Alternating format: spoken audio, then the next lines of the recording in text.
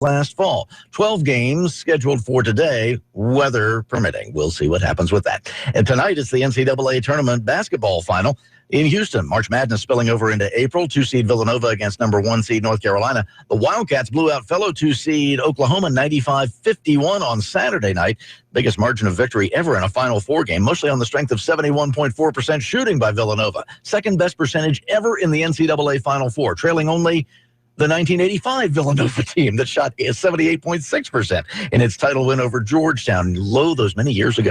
Carolina handled Syracuse 83-66 in the other national semifinal. Third time they've beaten the Orange this year. Tar Heels a 2-point favorite tonight. The other college basketball tournaments wrapped up while I was out last week. The NIT champion is George Washington from Washington, D.C. They defeated Valparaiso 76-60 for its first championship. CBI tournament champion Nevada edged Morehead State 85-82 in overtime on Friday night to win Game 3 of the title series. And the CIT champion is the Lions of Columbia. They clipped Cal Irvine 73-67 to capture the crown, just the second Ivy League school to win a postseason title. Princeton won the NIT in 1975. Women's NCAA final is tomorrow night in Indianapolis, Connecticut, the overall number 1 seed for as long as anyone can remember, going for its 4th consecutive title when they take on Syracuse. Huskies defeated Oregon State in the semifinals 80-51, the 29-point margin, the largest in women's tournament history. 74 consecutive wins for the Huskies, second longest streak in women's NCAA history, behind the 90-game streak by the UConn women of 2008 to 2011. NBA on Sunday, the Warriors whacked the Blazers 136-111, 39 points from Stephen Curry, a triple-double for Draymond Green, 22 points, 10 rebounds, and 10 assists. That improves their record on the year to 69-8, tying the second most wins ever in an NBA season, along with the 72 Lakers and the 1997 Bulls. The record of 72 wins held by the 96 Bulls, still in sight for the Warriors. They'd have to win 4 of the remaining 5 games to break that. Golden State's home winning streak now stands at 1. They lost to the Celtics on Friday night to snap a 54-game run at the Oracle Center. Celtics slammed the Lakers on Sunday 107-100 to clinch a playoff berth despite 34 points from Kobe Bryant, who was taking this one seriously. 6 playoff spots secure in the East, 4 teams battling for the last 2 spots. Clippers over the Wizards 114-109. Chris Paul had 27 points and a dozen assists. L.A. welcomed back Blake Griffin. He missed 45 games with injuries to his quad and his hand. Griffin played 24 minutes, scored 6 points, and grabbed 5 rebounds. Clippers one of 4 teams that are short of going to the playoffs in the West. 5 teams vying for those other 4 slots. The Rockets right now are the 5th team in that game of musical chairs, but last night they bumped off the Thunder 118-110, 41 points for James Harden and his beard. Cavaliers buzzed the Hornets 112-103, LeBron James with 31, J.R. Smith a season-high 27, Kevin Love 25, Kyrie Irving sat out. He's got sore ankles. Pacers knocked off the Knicks 92-87 to tie for 7th place in the East. They are 2 games ahead of Chicago. The Bulls passed the Bucks 102-98. Jimmy Butler had 25. Mavericks topped the T-Wolves 88-78. They hit 14 threes to remain tied with Utah for 7th place in the West. Jazz jumped over the Suns 101-86. Magic mauled the Grizzlies 119-107. Memphis 5th in the West, but they've dropped 6 in a row. Pelicans cut down the Nets 106-87. They had 11 games on Sunday in the NBA so that they could take Monday night off and watch the college game along with you. NHL on Sunday, Blackhawks beat the Bruins 6-4. Patrick Kane with a hat trick. That gives Coach Joel Quenneville his 800th win behind the bench, second only to Scott Bowman, who was Chicago's senior advisor. They got him right there at the top there. Kane also the first Blackhawks to reach 100 points in a season since Jeremy Roenick did it in 1994. Penguins pasted the Flyers 6-2 for their 6th straight win. Jets soared over the Wild 5-1. Minnesota had a chance to clinch the last playoff spot in the West, but they didn't. Blues rocked the Avalanche 5-1. Ducks down the Stars 3-1.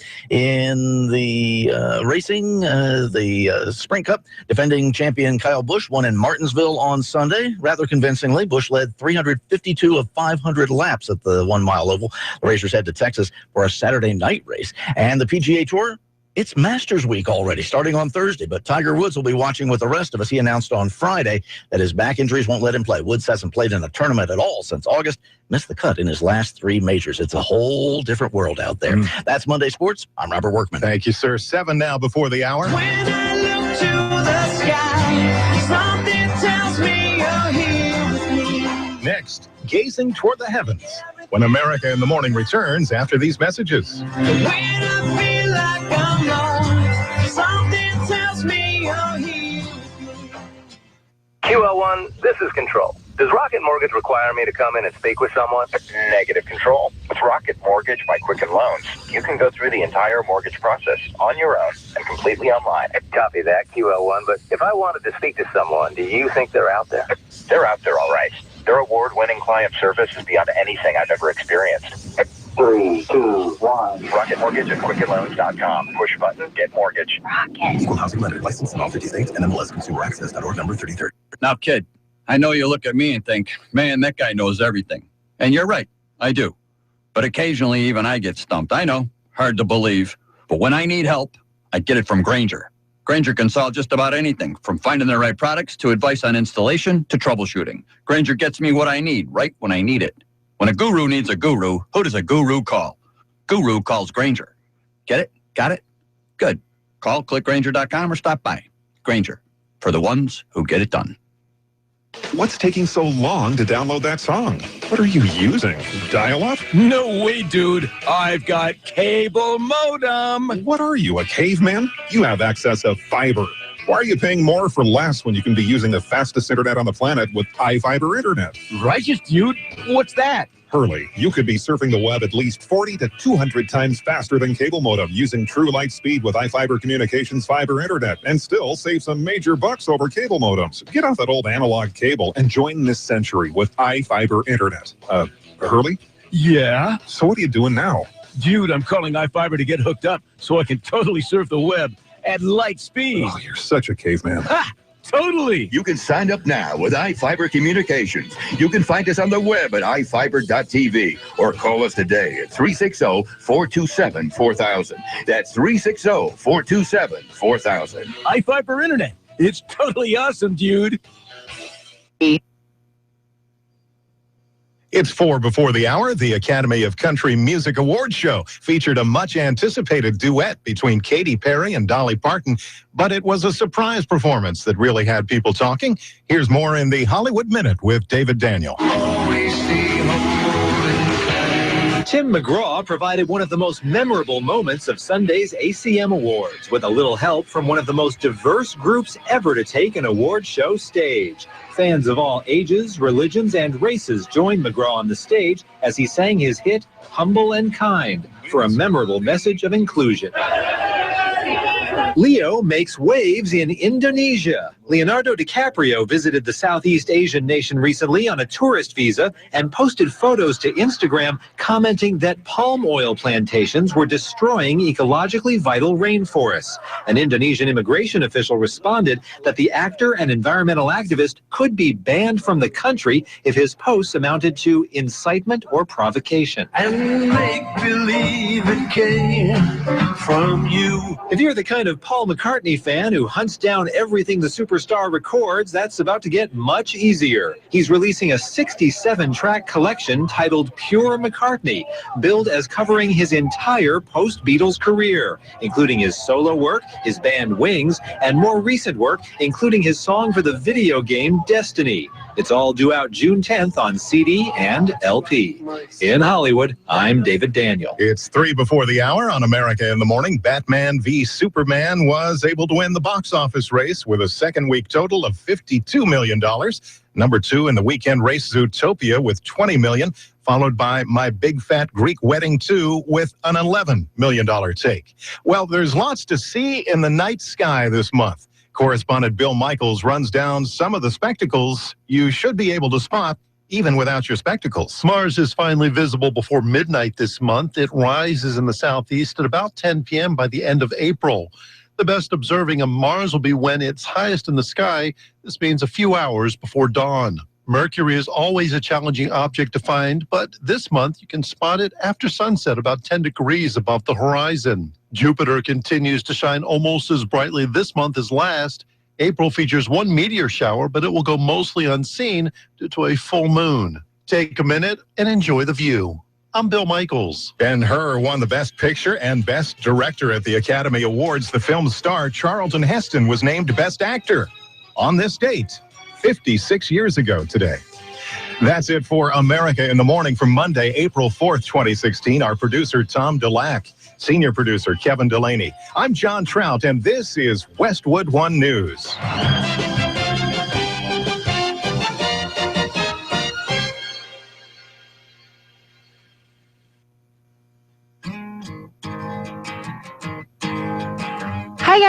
Kat here with iFIBER ONE Newsradio. What if I told you that radio advertising is far more effective than print media? Think about all of your customers driving to work, appointments, or events, all the while listening to the radio. Imagine your commercial airs on iFIBER ONE Newsradio and the customer decides, hey, I'm right by there. I'm going to go check it out. Radio captures you and literally speaks to you and your customers several times a day. This enables you to build a unique message that reminds your customers what you have to offer. Remember, your customers can either drive to you or through you. And here at iFIBER ONE Newsradio, we want to direct customers to you. Being the only talk radio formatted station in the entire South Sound region, we have an entire new market for your business to advertise in. As your sales lady, I take pride in providing your business with the best advertising because I want your business to succeed. So call me today at 360-463-2558 and ask for Kat. Dave Ramsey helps you handle your money. Weekdays from noon to 3 on iFIBER ONE Newsradio, AM 1030, FM 1033, KMAS Shelton. Here's the latest from ABC News. I'm Karen Chase.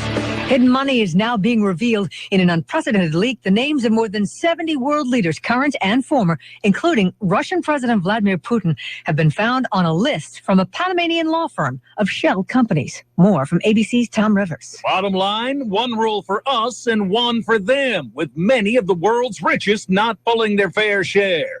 Dozens of former and current world leaders have been named, like Putin and Assad. In London, anti-tax haven campaigner Robert Palmer. It lifts the veil on the detail. You actually see the mechanisms about how people are able to keep their money offshore. Sometimes it's about tax, sometimes it's about corruption, sometimes it's about sanctions busting. No American government leader is named, but the data is from just one law firm in Panama. Tom Rivers, ABC News at the Foreign Desk. Amtrak service is getting back on track, but there may be delays. A day after a deadly crash and derailment outside Philadelphia, NTSB investigators are trying to find out how a backhoe ended up on an active track where it was hit by a speeding passenger train, killing 2 and injuring more than 20. Alaska Airlines has beaten out JetBlue in acquiring Virgin America. ABC's Jim Ryan has the details. Billionaire Richard Branson created Virgin America as a low-cost carrier with stepped-up service. It now has a value of about $1.5 billion. Alaska Airlines will pay just over $2.5 billion to buy Virgin at a greater stake in West Coast markets. Expect close scrutiny from government regulators. Donald Trump is making a rare admission of mistakes. He now says he regrets his comments about abortion and retweeting a picture of his own wife and Ted Cruz's. Amy Wambach has apologized to family and fans for letting them down with her DUI arrest in Oregon. She also promised never to make the horrible mistake again. Tesla's going to need a bigger production facility. The company may have trouble filling the more than 300,000 orders for its new Model 3 car, which some speculate may be self-driving. This is ABC News. Are you working so hard to make a living you can't take time to make any real money? Is every day the same boring routine going nowhere and money runs out before the month? Well, my name is Ron LeGrand, and for over 30 years now, I've been helping clients take their life back by buying and selling houses with no money, credit, experience, or licenses. If you call 800-350-0255, 24 hours, and leave a message, I'll send you my new book and CD absolutely free so you can see how. I bought hundreds of houses and trained thousands to do the same. Call 800-350-0255 to get your free starter kit until 500 are given away. You'll learn how to make a full-time income on a part-time basis without risk, largely tax-free, and get 90% of the work done for you for pennies. That's 800-350-0255. Again, 800-350-0255. Call now and take your life back. Your office may finally get some work done this week. March Madness comes to a cataclysmic climax tonight with the NCAA men's final. ABC's Todd Ant has a preview of Villanova versus North Carolina. For a student athlete, winning a national championship is a once-in-a-lifetime opportunity. Villanova coach Jay Wright doesn't see it that way. We don't want this to define them. We don't want this to be the greatest thing they do in their life is get to a Final Four or win a national championship. Wright feels it's more than just pumping out championships and future NBA stars. We want them to enjoy the hell out of it, but what we want them to enjoy is the competitiveness, the commitment. They love it. It's an attitude that may bring home a national championship to Philadelphia. Todd Ant, ABC News, Houston. Drew Barrymore and Will Kopelman are ending their marriage. In a statement, they say, sadly, our family is separating legally, though we don't feel this takes us away from being a family. Divorce may feel like a failure, but eventually you find grace in the idea that life goes on. Our children are our universe and first priority. Karen Chase, ABC News. Local news is brought to you by Shelton Health and Rehabilitation Center. Find them online at sheltonhealthandrehab.com. From the iFIBER ONE Newsradio studios, I'm Marilyn Foster. Authorities are still searching for 27-year-old Joshua Waithman Baker of Shelton for firing a gun at a Mason County Sheriff's deputy in a high-speed chase late Thursday night. Mason County Sheriff's spokesman Lieutenant Travis Adams explained what happened the night of the shooting. Deputy attempted to stop a vehicle for speeding, and the vehicle took off at a high rate of speed. The vehicle went southbound from Agate Road on Highway 3 and then went up onto Johns Prairie Road. When the vehicle got up on the Johns Prairie Road, the deputy notified the dispatch center that the driver had put a firearm out the window and shot at the deputy. The vehicle then turned onto Millwright Road and came to a stop. The male driver suspect jumped out of the vehicle. The deputy fired rounds at the suspect as he fled, and there was also a female in the vehicle who fled from the scene as well. Deputy Nathan Berklid was unhurt in the shooting, and his vehicle was not hit by the gunfire. The female passenger has been apprehended. Baker is believed to be armed and dangerous. Citizens are advised to call 911 immediately if they know the suspect's location. See a picture of Baker on our website at iFIBER1newsradio.com. Shelton School District students won't be in attendance today as it's the start of spring break this week, but Superintendent Dr. Alex Apostle told Daybreak that there have been improvements in student attendance rates. Our attendance rate across the district is very good. If you look at the figures and data concerning the graduating class of 2016, they're very strong. We've seen improvement in the number of students that are staying in school already, and we're looking forward to a great graduation, and I'm hoping we can report improvement in terms of our graduation rate, especially as it relates to the class of 2016, because that's the foundation from which we're going to move from. Graduation Matters is an initiative to get all of Shelton's students to graduate from high school. April is Distracted Driving Awareness Month, and authorities want you to make a commitment to leave your cell phone alone while you're driving. Not only is it dangerous, but with extra officers looking for cell phone violators, you risk a ticket otherwise. For the third consecutive year, Washington law enforcement officers have joined the national campaign aimed at curbing the temptation of drivers to use their phones. Extra patrols started on the 1st and are continuing through April 14th. According to two studies conducted by the Harborview Injury Prevention and Research Center in Seattle, 1 in 10 drivers and 1/3 of pedestrians were distracted by cell phone use. For iFIBER ONE News Radio, 1030 KMAS and FM 103.3, I'm Marilyn Foster. The Tom Hartman Show, live 9 to noon, weekdays on iFIBER ONE News Radio. If you're afraid of school shootings, fine. Put him near the outer perimeter of the school. Put him in front of the school. Build a little guardhouse or something, stick him in it. But a cop to deal with discipline problems?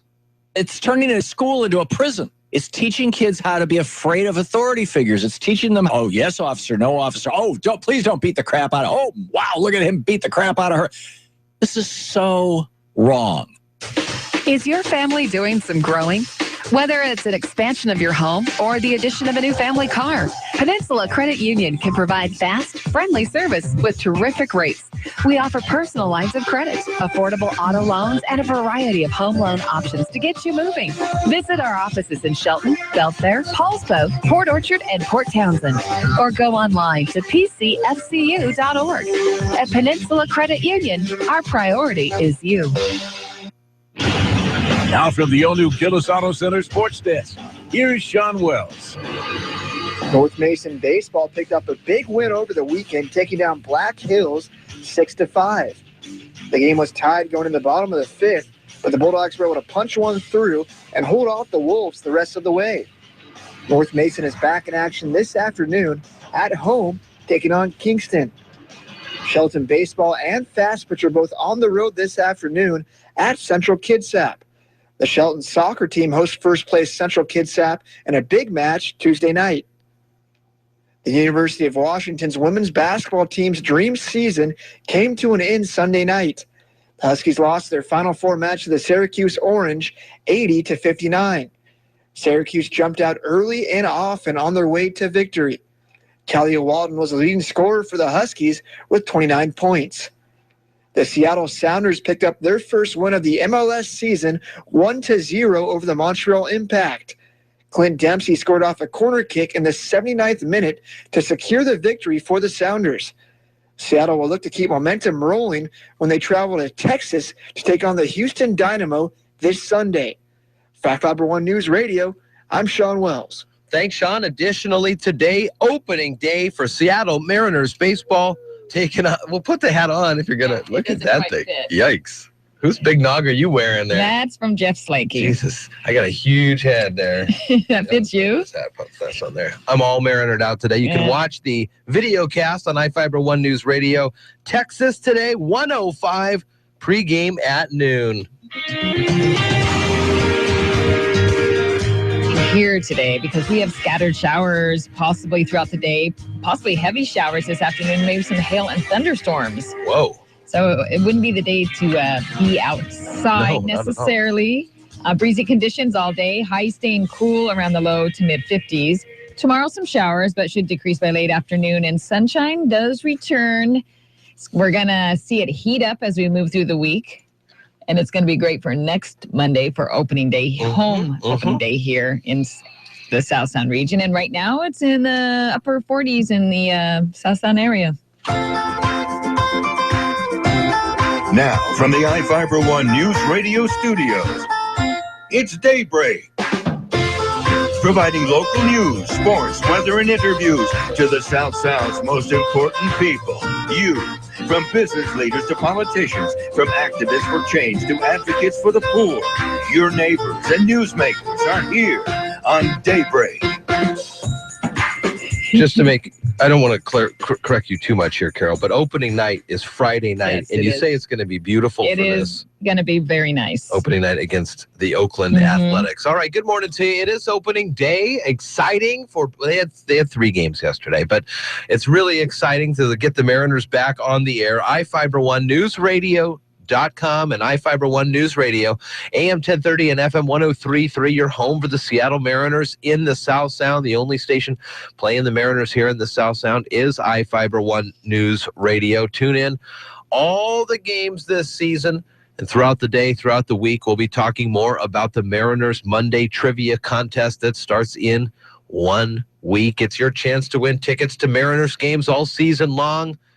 And as I mentioned, Mariners are in Texas taking on the Rangers with a noon pregame. 6:11 now, and good morning. How are you, Carol? I'm good. It was nice. I had a great weekend. It was just beautiful out. Did not get my mow lawn. So it's always a hassle for me. Every week it's going to get harder and harder. I know, because it's so huge. I mean, the grass is so tall, and I'm working on my lawnmowers. Working on getting them all fixed you have up. lawnmowers? Is that what you said? I have 2 lawnmowers. And neither of them are working? Not quite. But they'll get there. Okay. Registration for tours of Hanford National Park opens, and some information on the Old Brick Brew House down in Tumwater. You're listening to Daybreak on iFIBER One News Radio.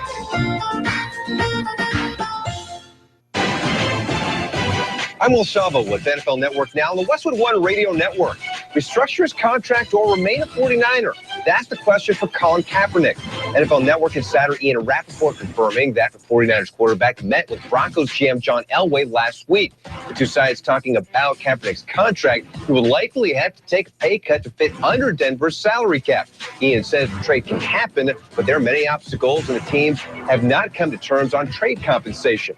The Browns, meanwhile, releasing veteran safety Dante Whitner on Saturday. The move saves the team nearly $4 million in cap space. Whitner finishing second on the team last year with 81 tackles. On Wednesday, you can see Paxton Lynch's Pro Day at Memphis live on a special edition of Path to the Draft at 1 p.m. Eastern on NFL Network. And make sure you watch the NFL Draft presented by Verizon on April 28th at 8 p.m. Eastern on NFL Network. This has been NFL Network Now on the Westwood One Radio Network. No matter what kind of allergy day you're having, relief can be yours with Nasacort Allergy 24-Hour. Its prescription-strength medicine effectively relieves your worst nasal allergy symptoms, including congestion, for 24 hours.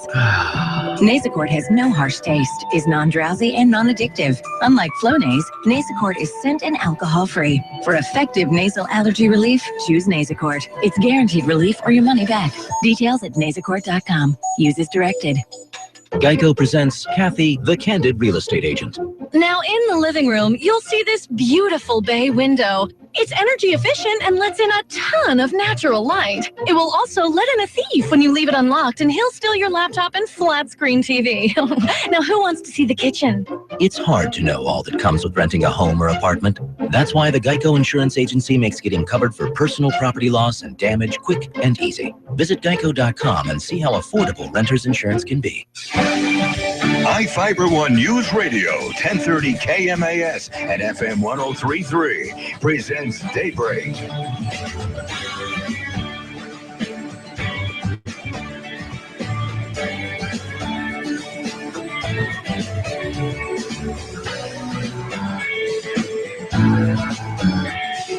$6:15 here. Good morning to you.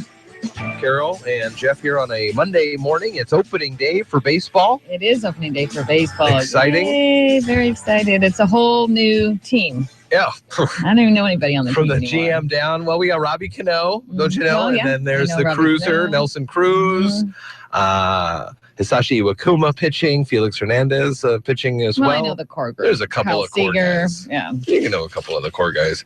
We'll get to learn the whole 25 man roster here shortly, as we've got 162 games to play. Is that all? All starting today on iFiber1newsradio.com. What's going on in Hanford? Well, the federal agencies are offering free tours of the new Manhattan Project National Historic Park. It's including the site of the world's first full-size nuclear reactor. The world's first full-size nuclear reactor. The Yakima Herald Republic reported that the registration for the tours opens today, and they're part of the park, which was created in December 14. It's going to run from April through November 19th, and Hanford is one of the park's 3 sites where work on the atomic bomb that ended World War II was completed. Interesting. I would totally go on a tour of this thing. I wonder, you hear about the Manhattan Project and how massive it was. Right. We'll just say, just for today, 250,000 people worked on the Manhattan Project, right? But everybody was so compartmentalized is that nobody really knew what the other person was doing. You may sit there and you're building a piece of machinery and you may think it goes to like a weather vane. Right. But I don't think it was that. I think they knew more than what they tell us, especially like the one in New Mexico. You hear, that's where I hear mostly. Los Alamos? Yeah, where most of the really interesting stuff happened. I didn't even realize they were doing it in Washington until later on. I heard mostly about Mexico. That's what I'm saying. There's so much secrecy involved. Right. People didn't really get it. I'd go on this tour. I would totally in a go on the heartbeat. tour. Are you concerned at all if there's any kind of radiation? Well, maybe they give you jumpsuits to wear. I remember the movie Project X with Matthew Broderick. He was an Air Force pilot teaching monkeys how to fly. Remember that movie, Project X, with Bluebeard? Not. And so he would have to wear a little pen that measured radiation when he'd go in to see the...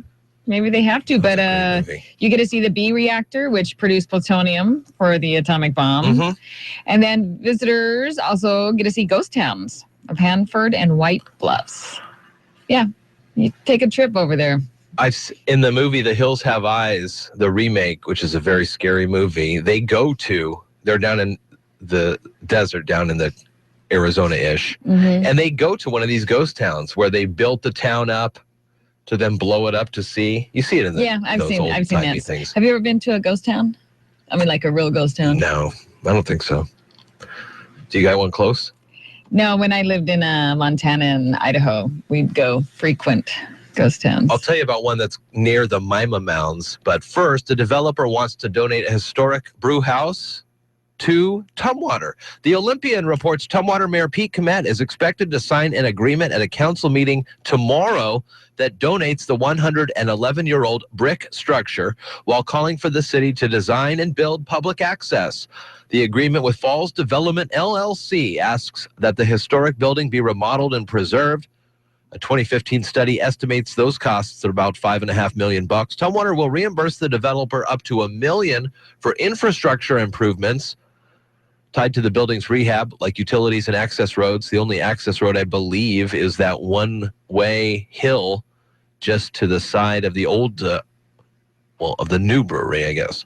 People will be able to comment on the agreement during the meeting tomorrow. City working towards creating a craft brewery and distilling hub that provides jobs and contributes to the local economy. I'd also heard from someone who is on the Tumwater Planning Board, I believe they're on the planning board, something in the city, that they're working with South Puget Sound Community College to eventually maybe bring in a craft brewing school.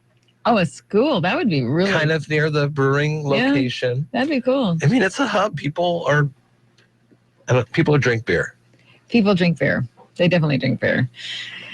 Another story around the region, Right to Die advocates in Washington have come up with a cheaper alternative mixture of medication to help terminally ill patients end their lives after a drug company abruptly doubled the price of a commonly used medication. The Seattle Times reports that doctors with the End of Life Washington advocacy group concocted the alternative for about $500.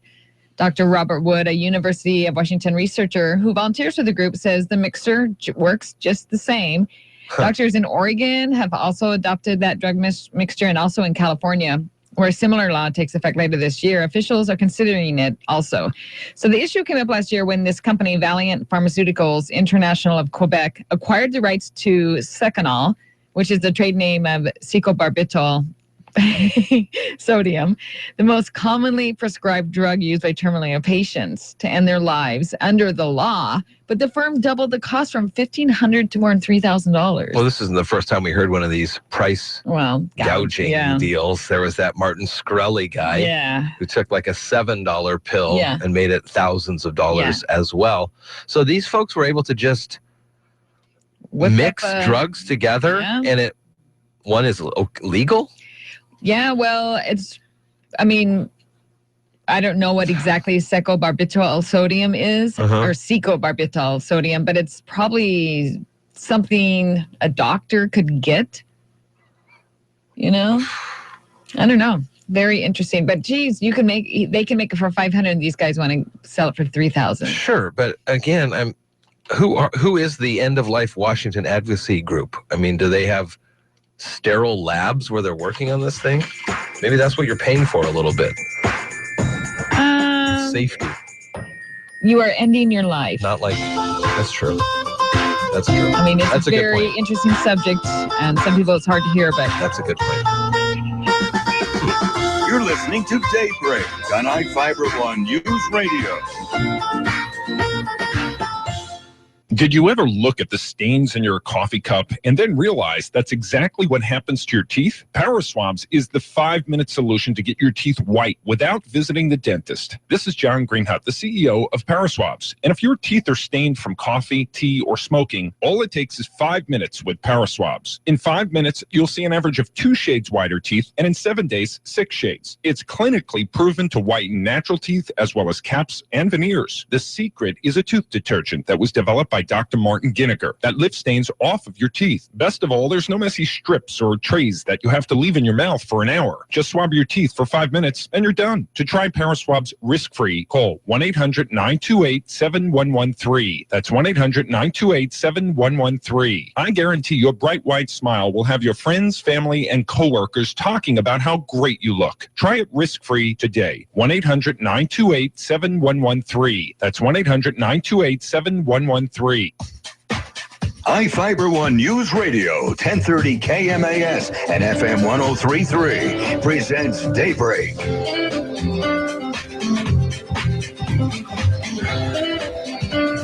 623, iFIBER One News Radio. Marilyn Foster has the latest news coming up in 7 minutes. Note for you here, Shelton's varsity baseball game today against Central Kitsap is moved to the rack in Lacey. Game time at 4. Shelton's varsity baseball game Monday today against Central Kitsap is moved to the rack in Lacey. It's opening day for the Mariners. We've got the Mariners all season long for you. The station in the South Sound is iFIBER One News Radio, AM 1030 and FM 103.3. You can tune into all the games this season and be listening for the Mariners Monday Trivia Contest, which starts in 1 week. Your chance to win tickets to the Mariners games all season long. Today, the Mariners are in Texas, taking on the Rangers with a noon pregame. Mariners are home for a Friday night matchup this Friday night against Oakland, 7:10. Again, of course, we'll have all the games for you all season long here on iFIBER One Newsradio.com. I got into the baseball spirit yesterday. I was at St. Martin's University in Lacey doing the public address for that. Mm-hmm. Oh, man, it was a lot of fun. In Montana State University of Billings, the Yellow Jackets came to town. It was a doubleheader. That's a great way to do it. So what exactly did you do? There's a little statement that you read beforehand. There's like player, let's all be nice to each other statement that you read, and then welcome, and then the starting lineup, and then for both teams, and then you go, now batting, number, Okay, so you do that. You're not really commenting on the game. No, you're just saying who comes up. Did anybody comment on the game? I heard people in the crowd. Oh, but there was somebody's not doing a play-by-play of the game. No, not for this one. It was a lot of fun to see. Man, it was fun seeing baseball. Uh-huh. I don't know how old these kids are, but they have got to be pretty young. Well, they're from college. Well, that's not that young. 19, 20. Yeah. They just look really young. You're so old now. It's, you've gone over the I do believe that there were some Hoodsport residents there. I kept hearing talking about a guy's like, hey, I was able to walk the stretch of Hoodsport in 45 seconds yesterday. It was a feat. It's pretty cool. Interesting. 626 at iFIBER1Newsradio.com. Well, what are you reading? This isn't really speaking of baseball, because when you go to, most people, when they go to baseball games, they're drinking beer, right? Or are they drinking sodas? Gotta drink popcorn and soda and peanuts and Cracker Jack. All right. So we've all heard about the big tax they had. I don't know when that started. In New York City, the mayor taxed sugary or large, big gulps, basically. Yeah. So another mayor in Philadelphia, he wants to tax sugary drinks. But he doesn't want to do it to help, health-wise. He wants to do it so he can get the money to pay for some K through 12 school types of stuff. So that's why he wants to tax it. But the whole thing about taxing sugary drinks, what do you think about that? He wants to tax the tax to be 3-tiered, so less sugary, not so much tax, middle of the road, middle of road tax, and then like Coca-Cola, etc., would be the heavy tax. So would you just go outside of the city limits to buy your drink? Because they have shown it does decrease the amount of sodas bought, but are people just going outside to buy their sugary drinks versus, like, oh, we can't buy them in here? Or do you really go, it's not really worth the tax. I don't need to drink that much sugar. As a sugar drinker yourself. As a sugar drinker myself, I don't think I would stop drinking soda if there was an additional tax on it. Would I go somewhere different? Yeah. Yeah, because they've done some studies. Well, it's the same like with the bags. Well, okay, hold on. They've done some studies on cigarettes and I think it was beer or something. If it's a higher cost, it hasn't dropped any. But when they've showed the people when it's a higher cost of sugary drinks, it's really decreased the amount that people have bought. So that's sort of interesting. So people will go out of their way there was that to go buy sugary drinks somewhere else. Yeah. There's that story in Seattle. They passed that bullet tax. Right. For public health or whatever they said. And so now they're feared that people just go right outside the city limits and buy it. So when you are trying to propose something for your city, it's a really... So like booze and cigarettes and marijuana, those are the gambling. Those are like the traditional sins, like for sin taxes. It's harder, I think, for people to wrap their heads around soda pop being Because still, everybody drinks it all the time. Not everybody, but you know what I'm talking about. He winks to his buddies out there who knows that he drinks this soda. Don't worry, everybody drinks it. In my refrigerator right now, I have some Sprite, but it's like about a month old. A bottle opened like a month old. It's probably delicious. Not flat or anything. Yeah, so that's about how I drink soda. Opening day 1907, the New York Giants faced off against Phillies at New York City's Polo Grounds after a heavy snowstorm. This was opening day in 1907, and New York Giants, what? Yeah, San Francisco Giants, New York Giants. Mm-hmm. The Giants fell behind. Disgruntled fans began flinging snowballs onto the field, forcing the umpire to call a forfeit in the Phillies' favor. That was one of the more notable opening days in 1907. Nothing like that happening in Texas today. It'll be a beautiful start. Noon, the pregame, 1:05 first pitch. Texas for 3, day off Thursday, back in town, kicking the tires of the 2016 home season, Friday the 8th against Oakland. We've got all the games for you here on an exciting baseball opening day. A lot of people say that this is a national holiday. Well, isn't it the national pastime? Exactly. There you go. You're listening to Daybreak on iFIBER One News Radio. Local news is brought to you by Fred Holmes Tree Service. FredHolmesTreeService.com, 427-4489. From the iFIBER One News Radio studios, I'm Mary Lynn Foster. Authorities are still searching for 27-year-old Joshua Waithman Baker of Shelton for firing a gun at a Mason County Sheriff's deputy in a high-speed chase late Thursday night. Mason County Sheriff's spokesman Lieutenant Travis Adams explained what happened the night of the shooting. Deputy attempted to stop a vehicle for speeding, and the vehicle took off at a high rate of speed. The vehicle went southbound from Agate Road on Highway 3 and then went up onto Johns Prairie Road. When the vehicle got up onto Johns Prairie Road, the deputy notified the dispatch center that the driver had put a firearm out the window and shot at the deputy. The vehicle then turned onto Millwright Road and came to a stop. The male driver suspect jumped out of the vehicle. The deputy fired rounds at the suspect as he fled, and there was also a female in the vehicle who fled from the scene as well. Deputy Nathan Berklid was unhurt in the shooting, and his vehicle was not hit by the gunfire. The female passenger has been apprehended. Baker is believed to be armed and dangerous. Citizens are advised to call 911 immediately if they know the suspect's location. See a picture of Baker on our website at iFIBER1newsradio.com. Shelton School District students won't be in attendance today as it's the start of spring break this week, but Superintendent Dr. Alex Apostle told Daybreak that there have been improvements in student attendance rates. Our attendance rate across the district is very good. If you look at the figures and data concerning the graduating class of 2016, they're very strong. We've seen improvement in the number of students that are staying in school already, and we're looking forward to a great graduation, and I'm hoping we can report improvement in terms of our graduation rate, especially as it relates to the class of 2016, because that's the foundation from which we're going to move from. Graduation Matters is an initiative to get all of Shelton's students to graduate from high school. April is Distracted Driving Awareness Month, and authorities want you to make a commitment to leave your cell phone alone while you're driving. Not only is it dangerous, but with extra officers looking for cell phone violators, you risk a ticket otherwise. For the third consecutive year, Washington law enforcement officers have joined the national campaign aimed at curbing the temptation of drivers to use their phones. Extra patrols started on the 1st and are continuing through April 14th.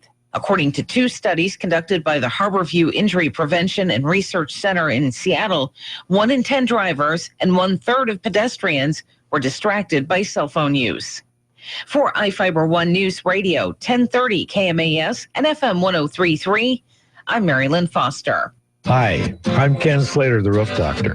If you're like me, your family's important, so make sure that they're well taken care of. One of the best ways to do that is to provide a safe and warm home to live in. For over 50 years, the Roof Doctor has been helping families stay safe and warm by building roofs that last for generations. Our teams have some of the most experienced roofers in the area, and we only use the highest quality materials to keep your family safe, warm, and dry. That's the Roof Doctor. Give us a call. Road to 73 is getting closer and closer for the Golden State Warriors. Hi, everyone. Dave Packer reporting on sports. They just keep on breaking records. Curry guarded by Henderson. Curry waits, gets a screen, turns and fires a 25-footer for Curry. And Golden State becomes the first team in NBA history to get 1,000 threes in a season. Tim Roy with the call on KNBR. Steph Curry had 9 threes and totaled 39 points for the night. Draymond Green had a triple-double. The Golden State Warriors are now 69-8 after defeating the Trailblazers 136-111. In women's basketball, The Huskies are on to the final, 80-51 over Oregon State. Beth Mowens on ESPN. UConn's Morgan Tuck had a game-high 21 points. Syracuse defeated Washington 80-59. The Orange will meet the Huskies in the finals tomorrow. The game airs at 8:30 p.m. Eastern on ESPN.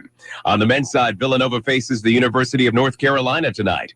In baseball, the Kansas City Royals start the season 1-0. Here's the 3-1. Swinging a ground ball, base hit center field. Alex scores. Perez stops at second, and the Royals lead is 4-0 in the bottom of the 6th as Infante drives in his first run. Danny Matthews with a call on KCSP. They beat the Mets 4-3. In the NHL, Blues win the draw. Pietrangelo shoots. He scores! It deflected down and in. Upshaw skated in front, but the Blues get the goal. 4-0. Chris Kerber with the call on KMOX. The Blues go on to beat Colorado 5-1. Retired U.S. women's soccer star Amy Wambach was arrested Saturday night in Portland, Oregon under DUI charges. She reportedly ran a red light and failed field sobriety tests. She later failed a breath test at the police precinct. She posted an apology on her Facebook page saying she'll do whatever it takes to make sure her horrible mistake is never repeated. Dave Packer, ABC Sports. Now from the all-new Gillis Auto Center Sports Desk, here's Sean Wells. North Mason baseball picked up a big win over the weekend, taking down Black Hills 6-5. The game was tied going in the bottom of the 5th, but the Bulldogs were able to punch one through and hold off the Wolves the rest of the way. North Mason is back in action this afternoon at home, taking on Kingston. Shelton baseball and fast pitch are both on the road this afternoon at Central Kitsap. The Shelton soccer team hosts first place Central Kitsap in a big match Tuesday night. The University of Washington's women's basketball team's dream season came to an end Sunday night. The Huskies lost their Final Four match to the Syracuse Orange 80-59. Syracuse jumped out early and often on their way to victory. Talia Walden was the leading scorer for the Huskies with 29 points. The Seattle Sounders picked up their first win of the MLS season 1-0 over the Montreal Impact. Clint Dempsey scored off a corner kick in the 79th minute to secure the victory for the Sounders. Seattle will look to keep momentum rolling when they travel to Texas to take on the Houston Dynamo this Sunday. For iFIBER ONE News Radio, I'm Sean Wells. Thanks, Sean. And again, we have opening day baseball for you here on iFIBER ONE News Radio. Texas Rangers hosting the Seattle Mariners noon pregame 1:05 first pitch as we start the 2016 Mariners baseball season right here on iFIBER ONE News Radio. Good morning, and I'm Carol with the weather. Scattered showers throughout Tuesday, today. Possible heavy showers this afternoon, maybe some hail and thunderstorms. Breezy conditions all day, and highs are going to stay cool around the low to mid-50s. Tomorrow, some showers, but should decrease by late afternoon. Sunshine does return, and it's going to heat up as we move through the week. Right now, it's in the upper 40s in the South Sound area. Now, from the iFIBER ONE News Radio studios, it's Daybreak. Providing local news, sports, weather, and interviews to the South Sound's most important people. You. From business leaders to politicians, from activists for change to advocates for the poor, your neighbors and newsmakers are here on Daybreak.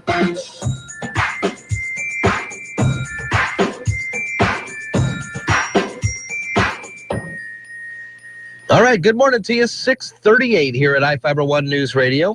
I'm Jeff Slakey, along with Carol Gardner, AM 1030 and FM 1033. Morning to you. Good morning. Nice day today here in the South Sound. After Do you like rain? Beautiful weekend. Oh, well, I need some rain. What a difference a day makes. I was able to get it aerated my lawn on Saturday. It's those little plugs. It's this machine that'll go in there and pull the plugs out. Did you put some stuff down into the holes? Like some grass seed? No, it's just open right now, letting the air circulate because I knew the rain was coming. Is that what they said to do? I heard your forecast. To let the rain Well, go air's got to circulate, and then he's got to move around. I'm just giving you a bad time. I don't know what I'm doing. Hopefully things look better. That's what I'm saying. We're starting the new year. We're getting ready. You're paying attention to it. I'm paying, at least it's better than I do nothing. Yeah, I agree. If you pay attention to it, it might just grow for you. 640, just show us some love. 5 toxic chemicals will be banned from home furniture and children's products such as toys, car seats, and nursing pillows. Just one of the bills that Governor Jay Inslee signed into law during the session. The approved legislation Friday bans 5 chemical flame retardants from children's products and furniture starting July 1. Flame retardants are commonly added to consumer products to slow the spread of fire. It was House Bill 2545, also directing the Department of Ecology and Health to review whether 6 additional flame retardants should be considered chemicals of concern to children and recommend whether their use in consumer products should be restricted. Now, supporters say the measure will prevent children from dangerous chemicals and reduce household exposure to the chemicals. Industry, business, and other groups have lobbied against the measure. Washington's largest provider of senior housing says it will retrain employees on disability rights and work with a Tacoma nonprofit to accommodate disabled residents. The agreement by Seattle-based Senior Housing Assistance Group, known as SHAG, resolves a complaint that Fair Housing Center of Washington filed with the U.S. Department of Housing and Urban Development last fall. SHAG's executive director said the group did not intend to discriminate and that it tries to accommodate people as best it can. The Fair Housing Center says prior to filing the complaint, it sent testers to SHAG properties to see if potential residents with disabilities were treated differently than those who did not have a disability. The group says accommodation requests, such as a grab bar and a shower to prevent falls, were not considered. SHAG houses 5,000 seniors in Pierce, Thurston, King, Snohomish, and Whatcom counties. 641 here at iFIBER ONE News Radio. We're going to live the country life here in just a moment. Also we had that marathon session of the legislative special session. And, now that we've kind of seen the dust settle, what did pass? What did we get past? All right. We'll find out after we live the country life here on iFIBER ONE. You're listening to Daybreak on iFIBER ONE News Radio. Now that fishing season is just around the corner, Lucky Eagle Casino wants to help you land the big one. All this month, you can enter our $140,000 boat full of cash giveaway. Earn entries daily to win a new fishing boat or thousands in cash April 29th. Additional prizes include hotel rooms, meals, gift cards, and more. So visit often and win big in April. Lucky Eagle Casino and Hotel, I-5 to exit 88, Rochester, Washington, where you belong. Details at luckyeagle.com. Hi, everyone. This is Mark Tobert, your advertising consultant from iFIBER ONE News Radio. Are you missing customers because you only market to a specific group? iFIBER ONE News Radio can help you hit a larger group of buyers with our diverse audience. We are 24 hours of local and national breaking news, award-winning talk radio, and primetime sports, including local high school sports. What does this mean to you? This means our listeners listen longer to entire programs and don't switch to another station when a commercial comes on. Our coverage in the Puget Sound area hits over 500,000 listeners, including Mason County, Thurston County, Grace Harbor County, King, Pierce, Joint Base Lewis McCourt, and Kitsap County to the Bremerton Naval Base. All advertising is 100% tax deductible. So how can you afford not to advertise? Call me, Mark Tobert, at iFIBER ONE News Radio to become a total audience plan advertiser. Just call 360-426-1030. Kill your weeds by blowing them to smithereens. Hi, I'm Jody Henke. A technique known as weed blasting uses an air compressor and tiny pieces of grit to destroy them as you're living the country life. Living the country life. Ideas and inspiration for your place in the country. You can find more information on today's topic and from previous shows by visiting us online at livingthecountrylife.com. We'll return to the show after these messages. He's done 3 tours and now he's saving his dad's farm. Do you know a farmer veteran like that? We're inviting you to share their story. Successful Farming Magazine and Grasshopper Mowers are teaming up to acknowledge and thank farmer veterans for their service. This new initiative is called From Fighter to Farmer. Enter any veteran farmers you know in our contest at agriculture.com/fighter to farmer. Explain the veteran's military experience and farming operation, along with the involvement they have in your community. 3 veterans will receive a combination prize package of $5,000 and a vacation to Nashville. One lucky winner will also receive a $10,000 gift certificate to spend at Grasshopper Mowers. No purchase necessary. Open to legal residents of the 48 contiguous United States and D.C. 13 years and older. Begins February 1st, 2016 and ends April 30th, 2016. Subject to official rules at agriculture.com/fighter to farmer rules. Void in Alaska, Hawaii, and where prohibited. Sponsor, Meredith Corporation. From Fighter to Farmer is brought to you by Grasshopper Mowers. Enter any veteran farmer you know in our contest at agriculture.com/fighter to farmer. If you've ever used a sandblaster, you know what it does to everything it hits. A researcher in Illinois has found a way to repurpose the sandblasting technique to kill weeds in vegetable crops. Sam Wortman is an assistant professor of crop sciences at the University of Illinois. He says organic grit is applied through a handheld siphon-fed sandblasting unit connected to a gas-powered air compressor.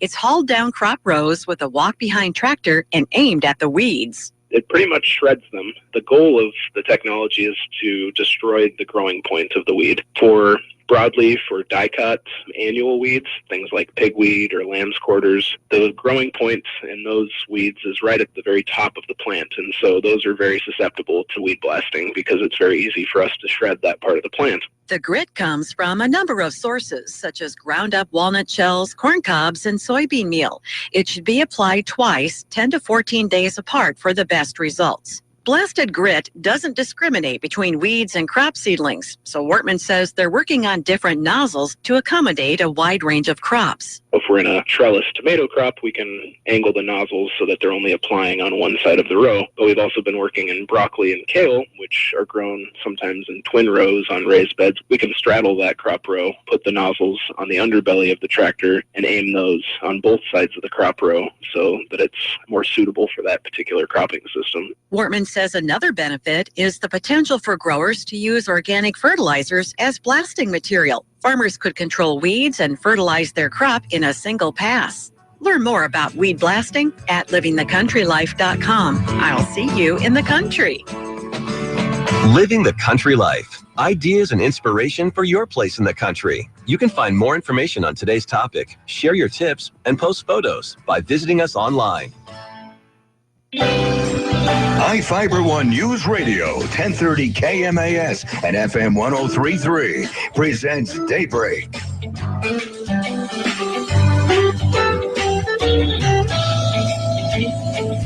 6:47 on a Monday morning. It's opening day on the first day of the 1910 season.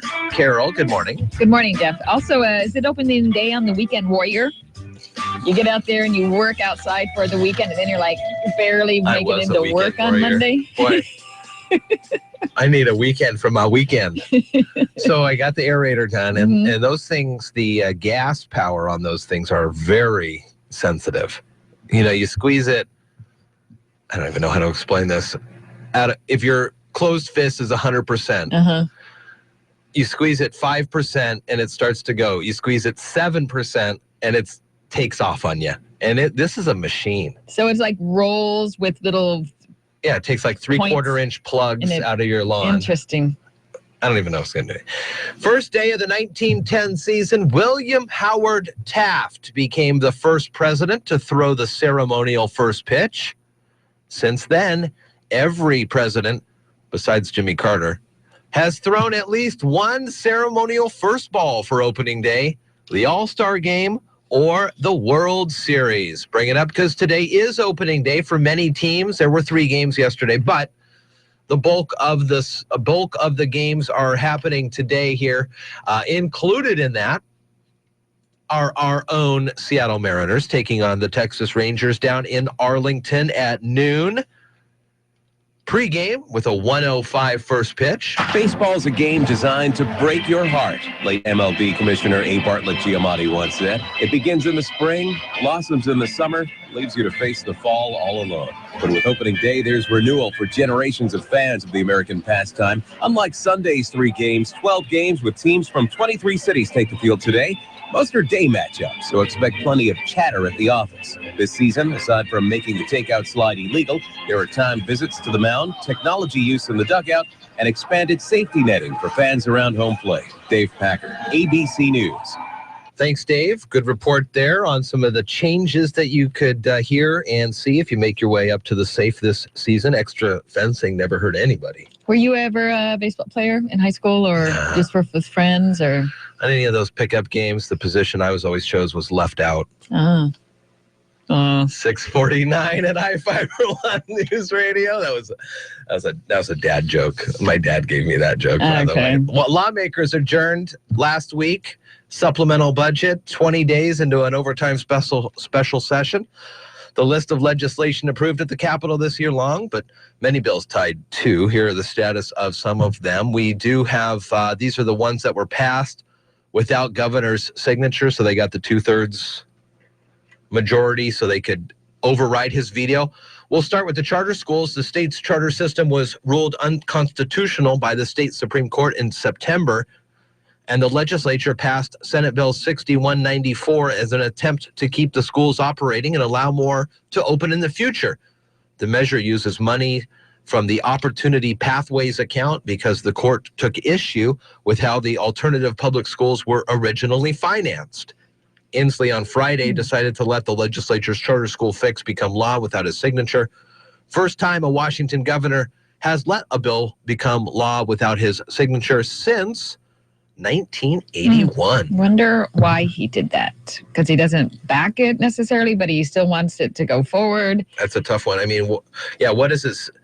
You know, if he had signed it, then you would imagine there would have been a whole rigmarole with cameras and things like that. If he just doesn't let it sign it, just sort of happens. Just kind of under the rug. So he did sign some. He did sign the McCleary plan. The legislature passed Senate Bill 6195 early in the regular session, which promises that 2017 legislature will solve what the Supreme Court says is an over-reliance on local levies to pay for basic education. And the bill, dubbed by many as a plan for a plan to fix the way state pays for education, it was signed in late February. Also, the state patrol pay raise was signed, and you have some I heard insider information. Well, I don't know how inside it is, but they're going to get a new 5% pay raise on the 1st of July, thanks to House Bill 2872. Now it's all, and here's what I've heard about this: the actual wording in the bill and the monies given is more than the 5%. Really? So now, financial management, OFM or whatever, one of those groups there in the state have to figure out, well, what do we do with this extra money? Is it going to be a 5-point-something% raise? You know, a 5.8, 5.7% raise? Because there's extra monies, but it's written in the law as 5%. So I don't know where the money came. They just overfunded. The legislature's put too much in, over than what was requested. Well, maybe it's to hire new people, or I don't think there's any documentation on where this extra. So that's the. Do we just give it to the patrol, right? And say, oh, they said 5, but it's actually 5.8. Interesting. And then if that happens, so I heard that. I was actually walking around the Capitol campus last week, and you overheard some WSP people talking. I heard it was beautiful. It was spring has sprung. There were birdies chirping, and then there was the little birdies talking to my ear. You're like spying on people. Nah, I don't spy on people. No? Leave that for the actual people there in the government. 6:53 at iFIBER ONE Newsradio on a Monday morning. It's opening day. Hey. Wear your baseball caps if you got one. Do you have one at home? Or your shirts if you got one. Need to get one. You're listening to Daybreak on iFIBER ONE Newsradio. If you could wave a wand and change one thing about your house, what would it be?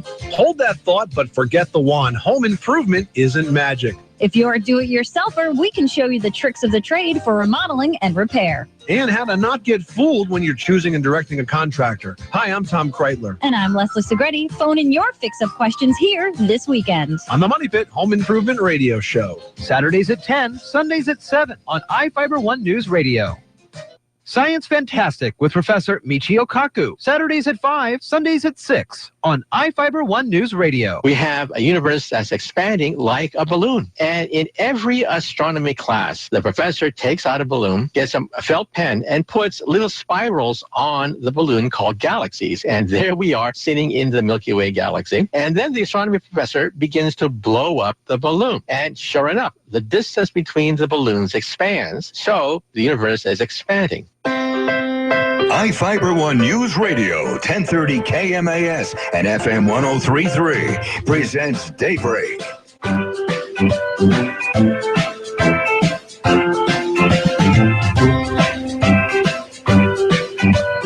6:54 here at iFIBER ONE News Radio. CNBC Business Radio report coming up in a few minutes here on Daybreak with Jeff Slakey and Carol Gardner. Good morning to you. Good morning, Jeff. So, Mariners today, iFIBER ONE News Radio, Mariners station here in the South Sound, AM 1030 and FM 103.3. South Sound and beyond, I should say. Tune in to all the games this season and be listening for the Mariners Monday Trivia Contest that starts in 1 week. It'll be your chance to win tickets to Mariners games all season long. Today, the Mariners are in Texas taking on the Rangers with a noon pregame. And, you know, many think today should be a national holiday. I'm pretty good with that. Yeah, actually, that would be sort of cool to have a national holiday for baseball. Everybody wouldn't have to go to the game. Or at least tailgate or sailgate, as I've heard. Sailgate? People get on their boats and sailgate, I guess is the term. Oh, you went to Wazoo.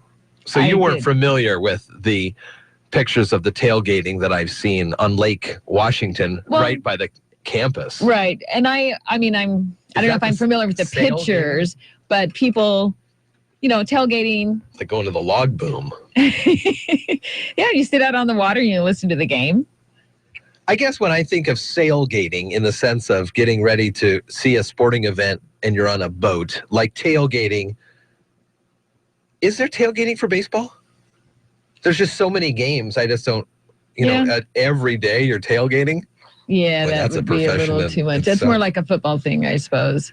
Regardless, it's great. You know, all those people head out to McCovey Cove in San Francisco, the kayakers to catch. Brooklyn's Washington Park was the scene of an opening day riot, April 11th, 1912, with the Brooklyn Dodgers down 18-3 to their rival, the New York Giants. Fans not happy. No. Storming the field, delaying the game, eventually called on the account of darkness in the 6th inning because, oh, by the way, back in 1912, they didn't have lights. They were all day games. Oh. Wrigley Field, Cubbies, the first What time was it called? I don't know, darkness, 6th inning. Okay, There was no gotcha. time. I thought you said 6 o'clock. I'm like, how can that be dark already? 1912, but it was Wrigley Field, home of the Cubs. That's where Dale had his first baseball game. First stadium, I believe, to get lights. Well, you know, fans, a person filled with excessive and single-minded zeal. It is short for fanatic, isn't it? Yes, so there you go. Fan is a fanatic. It's fun to have Single-minded zeal. Baseball. It is fun. I like baseball. Well, you got your teams. You got to like your teams. I'm always, a Mariner. Tried and true, whatever. Yeah, But exactly. growing up, another AL West. What? I was an Oakland A's fan, huge Oakland A's fan, because the family, both mom and dad were from Until the you Bay knew Area. better.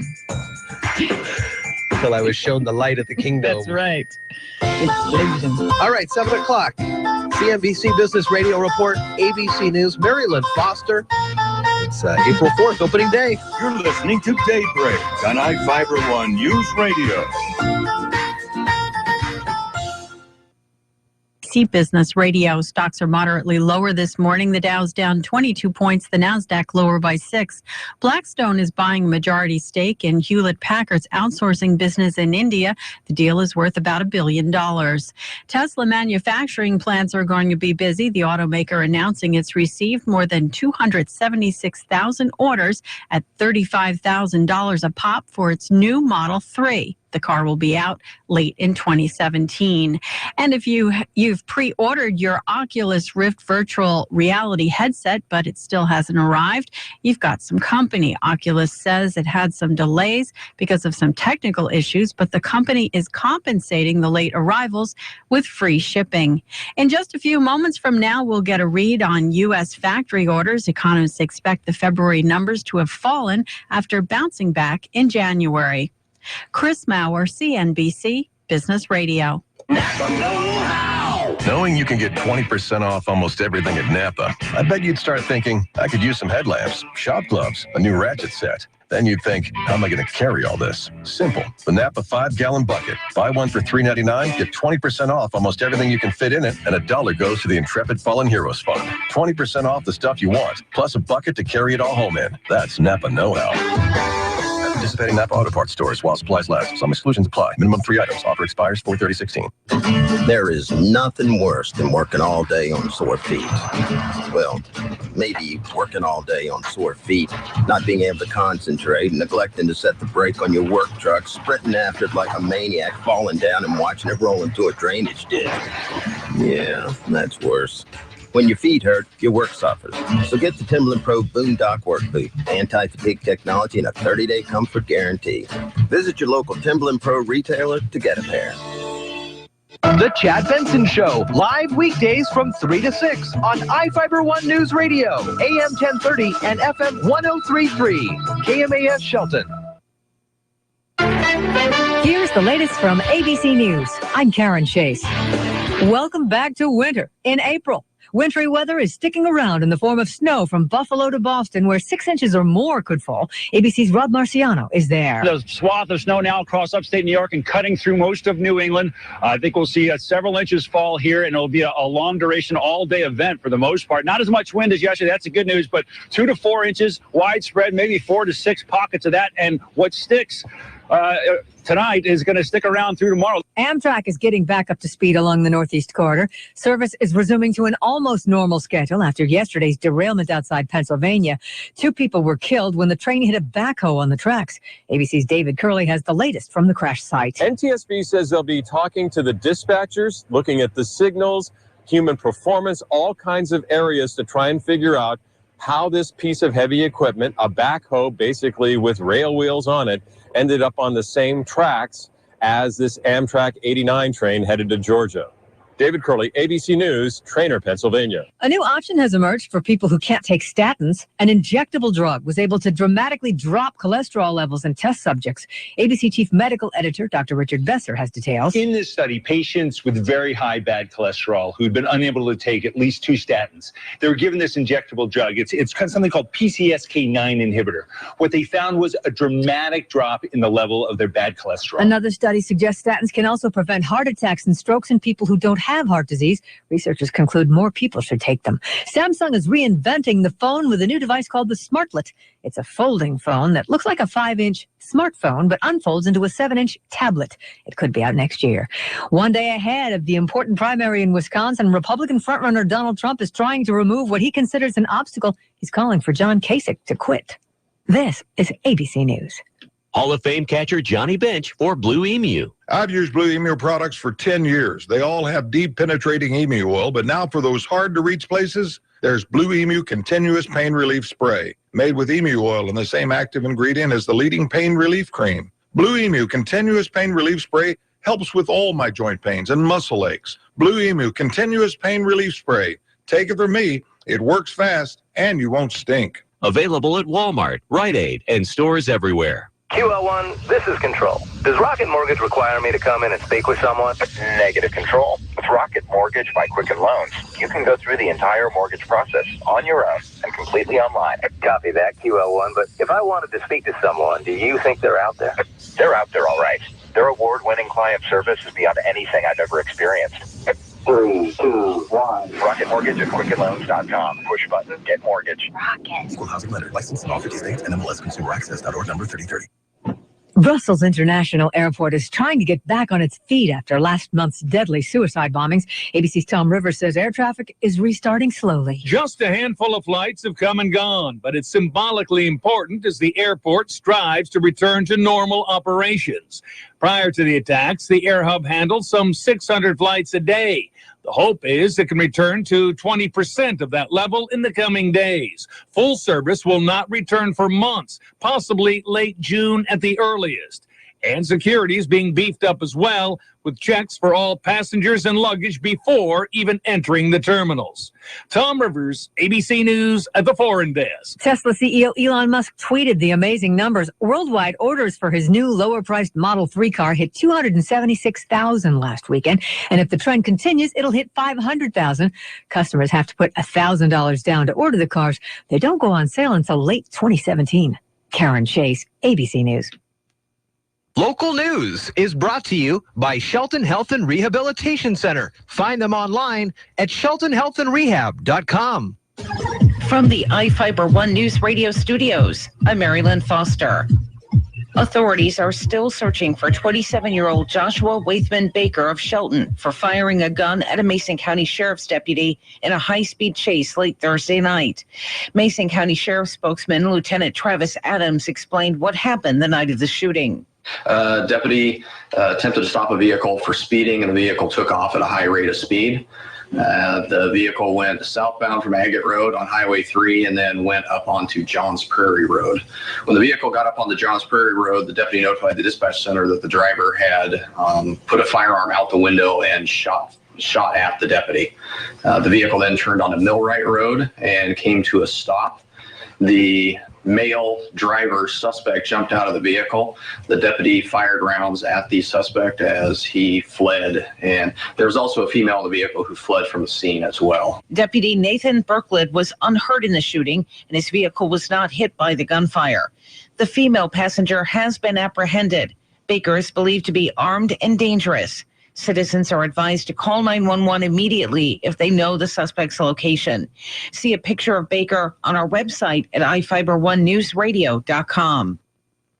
Shelton School District students won't be in attendance today as it's the start of spring break this week, but Superintendent Dr. Alex Apostle told Daybreak that there have been improvements in student attendance rates. Our attendance rate across the district is very good. If you look at the figures and data concerning the graduating class of 2016, they're very strong. We've seen improvement in the number of students that are staying in school already, and we're looking forward to a great graduation, and I'm hoping we can report improvement in terms of our graduation rate, especially as it relates to the class of 2016, because that's the foundation from which we're going to move from. Graduation Matters is an initiative to get all of Shelton's students to graduate from high school.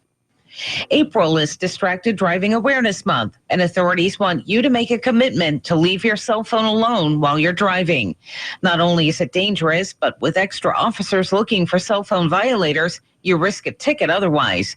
For the third consecutive year, Washington law enforcement officers have joined the national campaign aimed at curbing the temptation of drivers to use their phones. Extra patrols started on the 1st and are continuing through April 14th. According to 2 studies conducted by the Harborview Injury Prevention and Research Center in Seattle, 1 in 10 drivers and 1/3 of pedestrians were distracted by cell phone use. For iFIBER ONE News Radio, 1030 KMAS and FM 103.3, I'm Marilyn Foster. The Chad Benson Show. Have you ever noticed that anytime Hillary's involved in anything, there's controversy? They're going to do all they can to keep her away, because every time she's in public, every time she is going to be asked a question, more often than not, it's not going to come out well for her, because things are going to be brought up that she would rather have go away. The Chad Benson Show. Hey, it's Chad Benson. Join me this afternoon from 3 to 6 on iFIBER ONE News Radio.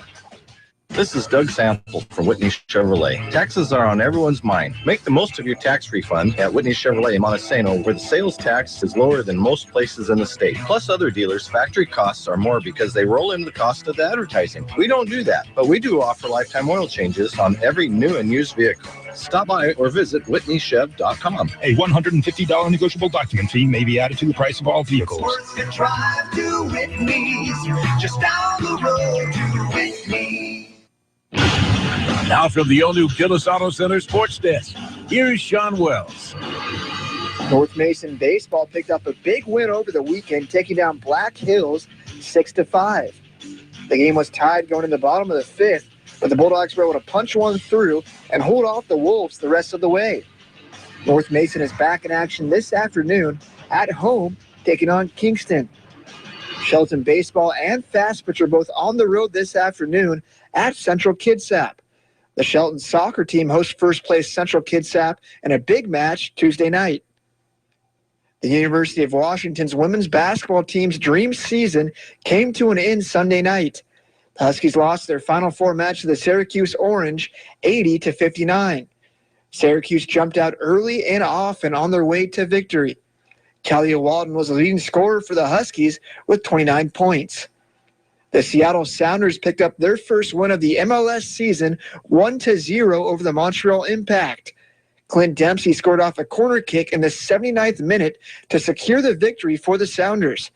Seattle will look to keep momentum rolling when they travel to Texas to take on the Houston Dynamo this Sunday. For iFIBER One News Radio, I'm Sean Wells. Thanks, Sean. And again, we've got Mariners baseball for you. It's opening day here on iFIBER One News Radio, AM 1030 and FM 103.3. Here's someone going, oh, man, Mariners are on today. What the Mariners? So why? Hey, iFIBER One News Radio, AM 1030, FM 103.3. If you want to listen while you're at work today, I'm fine with that. Carol, you okay with that? I'm quite all right. I'm fine with that, too. So tune in the games and whew. Nice day. It is a nice day in Texas. Yeah, exactly. So today we're just getting a little bit of some rain, scattered showers throughout most of the day. Possible heavy showers this afternoon, maybe some hail and thunderstorms, some breezy conditions. But highs are going to stay cool around the low to mid 50s. Tomorrow, some showers should decrease by late afternoon. Sunshine does return. We're just having this little hiccup here, and it's going to heat up this week as we move through it. Through Friday to our opening day here at home. It's pretty funny. There's a landscaper in the neighborhood. And so there's been a lot of work in the yard, in the neighborhood. And everybody's getting out there and they see this week of beautiful weather. And so everybody's getting out there, me included, on thatching and aerating and mowing and this and that and changes and here and there. And the landscaper in the neighborhood saying, newbies, this is just the tease. There's another system coming. There always is another system. So before you get too into it, just remember that there. Yeah, April showers bring May flowers. Right now it's about 40 degrees out. Now from the iFIBER One News Radio studios, it's Daybreak. Providing local news, sports, weather, and interviews to the South Sound's most important people. You. From business leaders to politicians, from activists for change to advocates for the poor, your neighbors and newsmakers are here on Daybreak.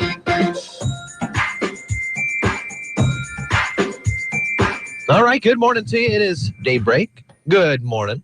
We were just talking about some of the interesting events that happened at opening day over the years. A big snowstorm when they opened up the field up in Toronto for the Blue Jays. It was a frigid day as well. First baseball rain out of the season already happened. Really? Here's Aaron Katersky with more. With rain and snow in the forecast, it hardly feels like opening day around here. The New York Yankees postponed their opener against the Astros due to inclement weather. Gives fans an extra day to salivate before trying Yankee Stadium's new menu offerings, including the GOAT, greatest of all-time burger, or the Big Cheese, a customizable grilled cheese with premium, artisan, and local cheeses. The delay also gives fans an extra day to gird themselves for extra security, a baseball mandate this year for all clubs. Interesting. That's probably something we should look up and get ready for Friday's opening day, additional security, so people are able to make the time needed because I'm sure they're going to be going through things, or maybe they've added metal detectors. Yeah. I want to say they've added metal detectors to all the stadiums. So it's always nice going up to the stadium, Safeco, and having some delicious food there. Those, you garlic fryer? Garlic fries are good. What is that? French fries are good. The sky is blue. Garlic fries are good. No, they are good. I'm a purist. I just love plain, crispy French fries. Now, do you have a dip for the ketchup, or do you put the ketchup all over the top of it? You're Depends listening if I to have Daybreak 2 hands or on places, iFIBER One News Radio. Are you giving too much of your hard-earned money to Uncle Sam? I'm ABC's Chief Business and Economics Correspondent Rebecca Jarvis with today's tax tip. 109 million taxpayers overpaid on their taxes last year. The IRS doled out over $305 billion in refunds that averaged over $2,700 each. First of all, I think it's in our nature that we like refunds. Tom Wheelwright is the CEO and founder of CPA firm Provision. And I think that's one reason they overpay their withholding is because they're planning on that. It's forced savings for them. Getting a lump sum back after you file your taxes is better than paying, but not if you're struggling to make ends meet month to month. Wheelwright says instead of just cutting costs, consider cutting the amount you're giving the government through your paycheck. The reality is, if you want to put more cash in your pocket, the easiest and fastest way to do that is to reduce your taxes. With today's tax tip, Rebecca Jarvis, ABC News. It's true. Many of us spend more time thinking about what's for dinner than preparing for retirement. But if you think your retirement needs deserve more attention, I agree. And I'd like to help. I'm Edward Jones financial advisor, Karen Shade. Together, we can give your long-term retirement strategy the attention it deserves.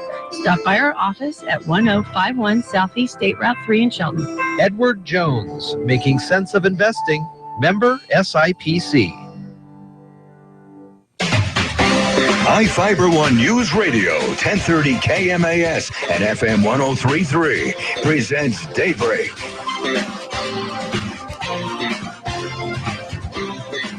All right, it's Daybreak, 7:15. It's a Monday. It's opening day. Baseball. A couple games yesterday, that's fine. But there's a bunch of them today. So they'll be playing. We've got the Mariners, noon pregame. And while the Mariners are on, you can listen to most of our regular programming on our stream at iFiber1newsradio.com. You can click on that stream there. And so like today, for example, you'll be able to listen to the Dave Ramsey Show and then in Chad Benson at the afternoon. Mm-hmm. So you said there was metal detectors last year?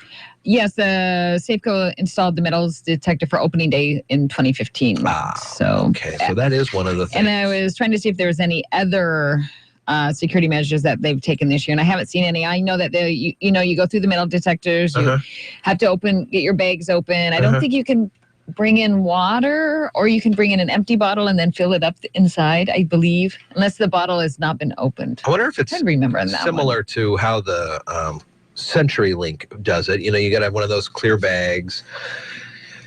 Mariners.com/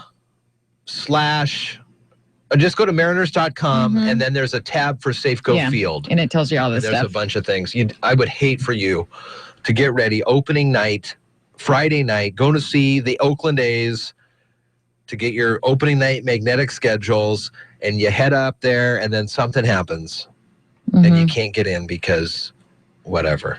Wouldn't that be just heartbreaking? That would be heartbreaking. So for most people, it's not going to be any big deal. Okay. So if you have some things, medical issues or something you're worried about, just check it out on that page, Safeco Field on the SeattleMariners.com page, and we'll give you all that information. 7:17 here at iFiber1newsradio.com. Mason County Economic Development Council Director Lynn Longan on the air with us in an hour and a half at 8:45. And opening day, there's other big events going globally, including the Olympics are not that far away, are they? Well, August 5th is when the Rio Games are scheduled to start, which is not that far away in the world of Olympics. Yeah. But unfortunately, because of the whole Zika virus thing, and then there's some corruption in the government, there's only about 50% tickets sold for the Olympics. once again, a central location for everybody to come into one central location. It's always the same every year.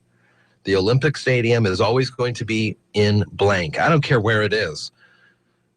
But then you don't have to worry about it. Again, it's winter, too. Oh, so you want, but who gets to have that, though? I don't care. Is there like in the UN in New York is sovereign ground.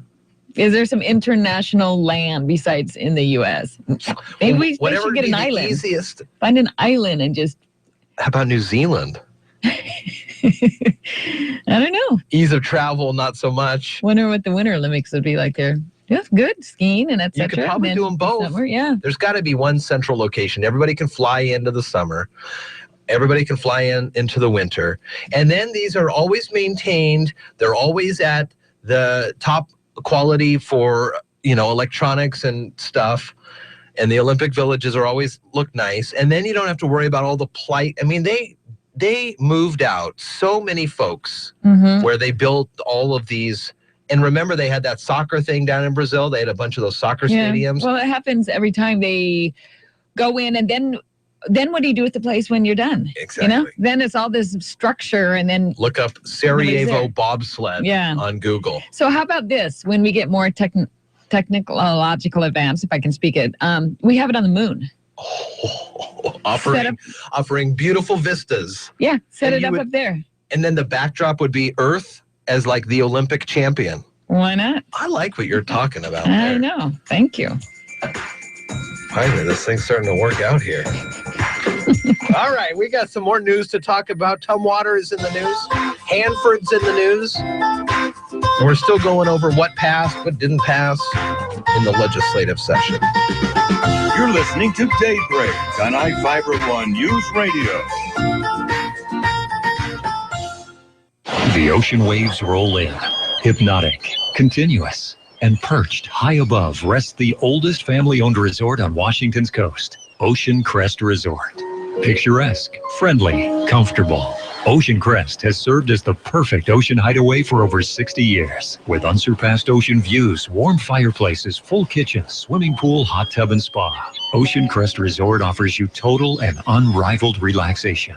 Frommer's Guide reports you simply won't find a more spectacular setting anywhere on the Washington coast. And Ocean Crest's enchanting restaurant is listed as one of Washington's 13 ultimate restaurants you must visit before you die. See for yourself with our special 3-for-2 package. For a limited time, stay 2 nights and get a 3rd night free. Call 800-684-8439, 800-684-8439, or visit oceancrestresort.com. Ocean Crest Resort, making memories since 1953. In Moclips, overlooking the Pacific Ocean. Hey, baseball fans, it's that time of year again to join iFIBER One News Radio for Seattle Mariners baseball. Baseball is part of the fabric of summertime in the Northwest, and with people traveling to enjoy outdoor activities like camping, fishing, hiking, and boating, the only place to listen to the Seattle Mariners is on iFIBER One News Radio. People ask what they remember about a business when they have a need, and they always remember the name that they hear, the one that is most relevant in their mind. Advertising makes your business relevant and part of the community. Your business can be part of the Mariners broadcast each day or each inning of every game this summer by signing up now. Any business that signs up now to advertise with the Mariners gets up to 300 free scheduled magnets. Call iFIBER One News Radio today at 360-426-1030 and sign up to be part of the Mariners broadcast team.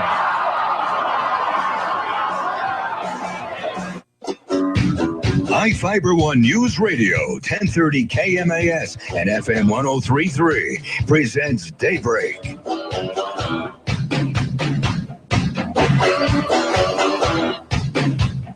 I always just live vicariously watching MTV Spring Break. 7:22, good morning. It is a Monday. A lot of spring breakers happening right now. Yeah, I never really went. I don't feel like I went anywhere. Ever. Even back into elementary school on, you like go to Disneyland or something like that for spring break. On spring break, no. I mean, we probably went to, or I went to the ocean, to Long Beach, Washington. I think Stephanie used to do that as well. Mm-hmm. head out there with some family and see what's going on. But it's a kind of a rainy day today. But for the rest of the week, we're starting to shape up. It'll be pretty good by week's end, you say? By Wednesday. It'll be... we're just having this hiccup today, and then tomorrow it lifts, and then Wednesday... Perfect. Pretty good. 7:23 at iFIBER One News Radio. Mariners today, noon pregame, 105 with the new look Mariners. From the GM down, there's a bunch of new people heading to the clubhouse. So we will get a chance to meet and hear from all of them throughout the season.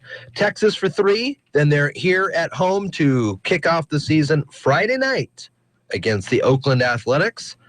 And then Texas will come to town after that. Starting a week from today is our Mariners Monday trivia contest. Listen for a clue within Sean Wells's Monday sports report.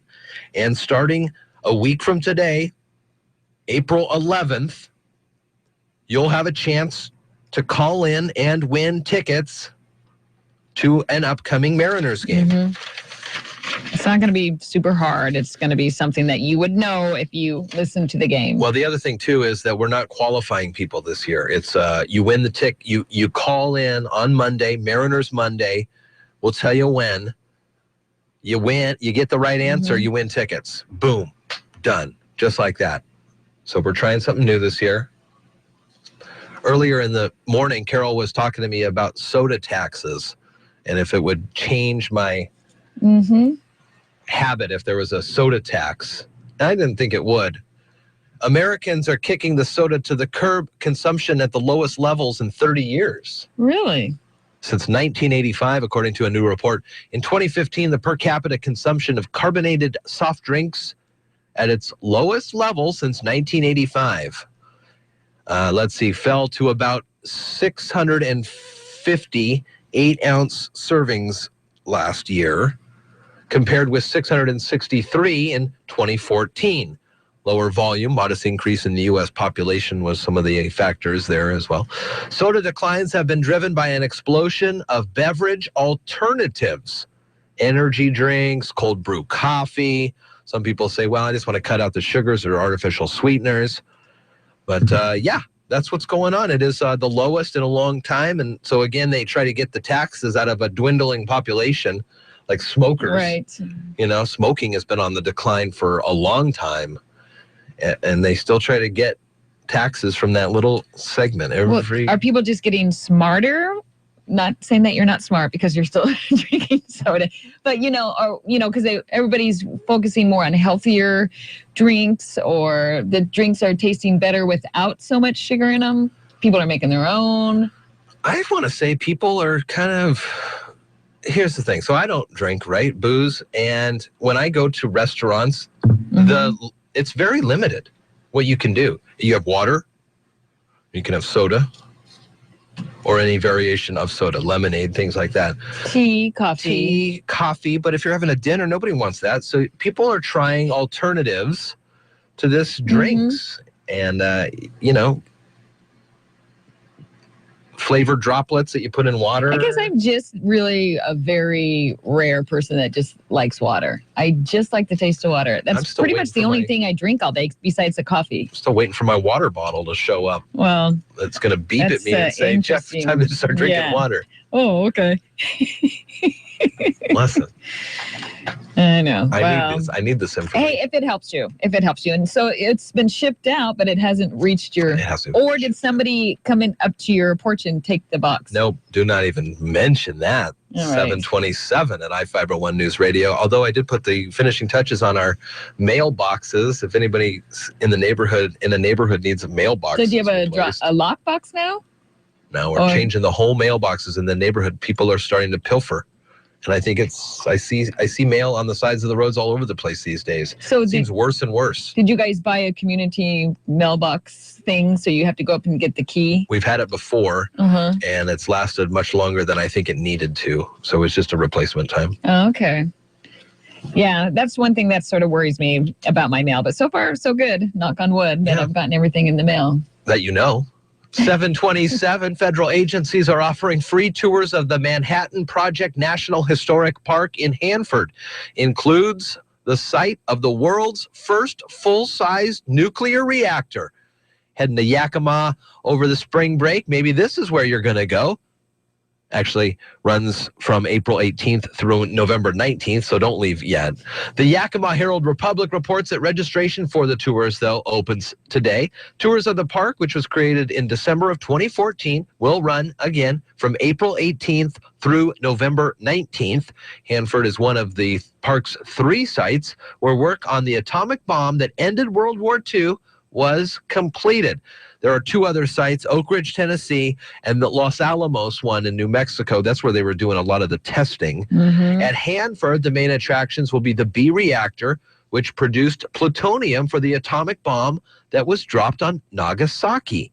Visitors will also get to see the ghost towns of Hanford and White Bluffs. And by ghost towns, I believe those are the pre-set up towns that they fill in, and they have models there as the families and the kids and their swing sets. And it's weird looking. It's eerie. Yeah. Really eerie. Weird looking. 7:29 now, and the developer wants to donate the historic brew house in Tumwater. It's the brick one on the down below. The Olympian reports Tumwater Mayor Pete Komet is expected to sign an agreement at a council meeting Tuesday, donating the 111-year-old brick structure while calling for the city to design and build public access. There has to be an additional road to get into there. That one-way hill, it'd be a mess. A 2015 study estimates those costs at about $5.6 million. Tumwater will reimburse the developer for a little bit on infrastructure improvements tied to the rehabilitation, like utilities and access roads. There is a meeting tomorrow night in the city of Tumwater, and they're working to create a craft brewing and distilling hub, providing jobs and contributing to the local economy. 7:30, Mary Lynn Foster has the latest news. You can also find on iFIBER1newsradio.com. Mariners pregame at noon today, taking on the Texas Rangers in Texas. We'll be back after this. You're listening to Daybreak on iFIBER One News Radio. Local news is brought to you by Fred Holmes Tree Service. FredHolmesTreeService.com, 427-4489. From the iFIBER One News Radio studios, I'm Mary Lynn Foster. Authorities are still searching for 27-year-old Joshua Waithman Baker of Shelton for firing a gun at a Mason County Sheriff's deputy in a high-speed chase late Thursday night. Mason County Sheriff's spokesman Lieutenant Travis Adams explained what happened the night of the shooting. Deputy attempted to stop a vehicle for speeding, and the vehicle took off at a high rate of speed. The vehicle went southbound from Agate Road on Highway 3 and then went up onto Johns Prairie Road. When the vehicle got up on the Johns Prairie Road, the deputy notified the dispatch center that the driver had put a firearm out the window and shot at the deputy. The vehicle then turned onto Millwright Road and came to a stop. The male driver suspect jumped out of the vehicle. The deputy fired rounds at the suspect as he fled. And there was also a female in the vehicle who fled from the scene as well. Deputy Nathan Berklid was unhurt in the shooting, and his vehicle was not hit by the gunfire. The female passenger has been apprehended. Baker is believed to be armed and dangerous.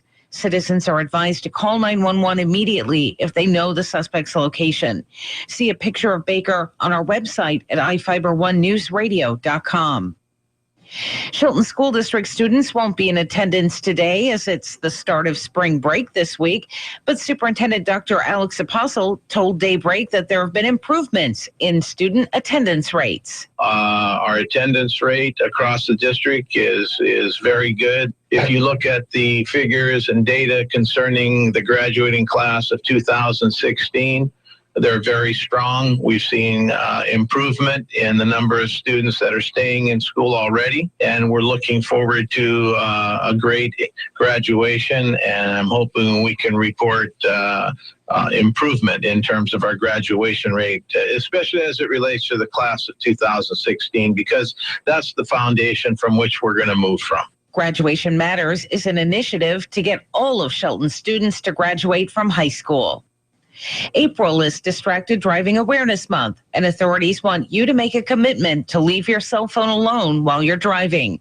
Not only is it dangerous, but with extra officers looking for cell phone violators, you risk a ticket otherwise. For the third consecutive year, Washington law enforcement officers have joined the national campaign aimed at curbing the temptation of drivers to use their phones. Extra patrols started on the 1st and are continuing through April 14th. According to 2 studies conducted by the Harborview Injury Prevention and Research Center in Seattle, 1 in 10 drivers and 1/3 of pedestrians were distracted by cell phone use. For iFIBER One News Radio, 1030 KMAS and FM 103.3, I'm Marilyn Foster. Arch Mechanical. Our name begins with affordable. Affordable refrigeration, cooling, and heating. Whether residential, commercial, or food service equipment, your satisfaction is of utmost importance. And with over 30 years of experience, Arch Mechanical Service is backed by a 30-day labor guarantee. Serving South and West Puget Sound, there is no need to pay for one of those big city technicians. Call 360-229-2139. Arch Mechanical. Our name begins with affordable. Financial advice you can understand on the Dave Ramsey Show. Personal finance is 80% behavior, 20% head knowledge. The reason you're in debt is behavior, not math. The way you get out of debt is behavior, change, not math. You can't borrow your way out of debt. How many times have you heard someone say, I had a whole bunch of credit card debt and I paid it off by getting a second mortgage? You didn't pay it off. You moved it. Hi, this is Dave Ramsey. Tune into my show weekdays from noon to 3 on iFIBER One News Radio. Road to 73 is getting closer and closer for the Golden State Warriors. Hi, everyone. Dave Packer reporting on sports. They just keep on breaking records. Curry guarded by Henderson. Curry waits, gets a screen, turns and fires a 25-footer for Curry. And Golden State becomes the first team in NBA history to get 1,000 threes in a season. Tim Roy with the call on KNBR. Steph Curry had 9 threes and totaled 39 points for the night. Draymond Green had a triple-double. The Golden State Warriors are now 69-8. After defeating the Trailblazers 136-111. In women's basketball, The Huskies are on to the finals, 80-51 over Oregon State. Beth Mowens on ESPN. UConn's Morgan Tuck had a game-high 21 points. Syracuse defeated Washington 80-59. The Orange will meet the Huskies in the finals tomorrow. The game airs at 8:30 p.m. Eastern on ESPN. On the men's side, Villanova faces the University of North Carolina tonight. In baseball, the Kansas City Royals start the season 1-0. Here's the 3-1. Swinging a ground ball, base hit center field. Alex scores. Perez stops at second, and the Royals lead is 4-0 in the bottom of the 6th as Infante drives in his first run. Danny Matthews with a call on KCSP. They beat the Mets 4-3. In the NHL, Blues win the draw. Pietrangelo shoots. He scores! It deflected down and in. Upshaw skated in front, but the Blues get the goal. 4-0. Chris Kerber with the call on KMOX. The Blues go on to beat Colorado 5-1. Retired U.S. women's soccer star Amy Wambach was arrested Saturday night in Portland, Oregon under DUI charges. She reportedly ran a red light and failed field sobriety tests. She later failed a breath test at the police precinct. She posted an apology on her Facebook page, saying she'll do whatever it takes to make sure her horrible mistake is never repeated. Dave Packer, ABC Sports. Now from the all-new Gillis Auto Center Sports Desk, here's Sean Wells. North Mason baseball picked up a big win over the weekend, taking down Black Hills 6-5.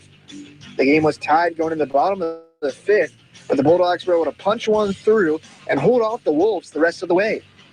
North Mason is back in action this afternoon at home, taking on Kingston. Shelton baseball and fast pitch are both on the road this afternoon at Central Kitsap. The Shelton soccer team hosts first place Central Kitsap in a big match Tuesday night. The University of Washington's women's basketball team's dream season came to an end Sunday night.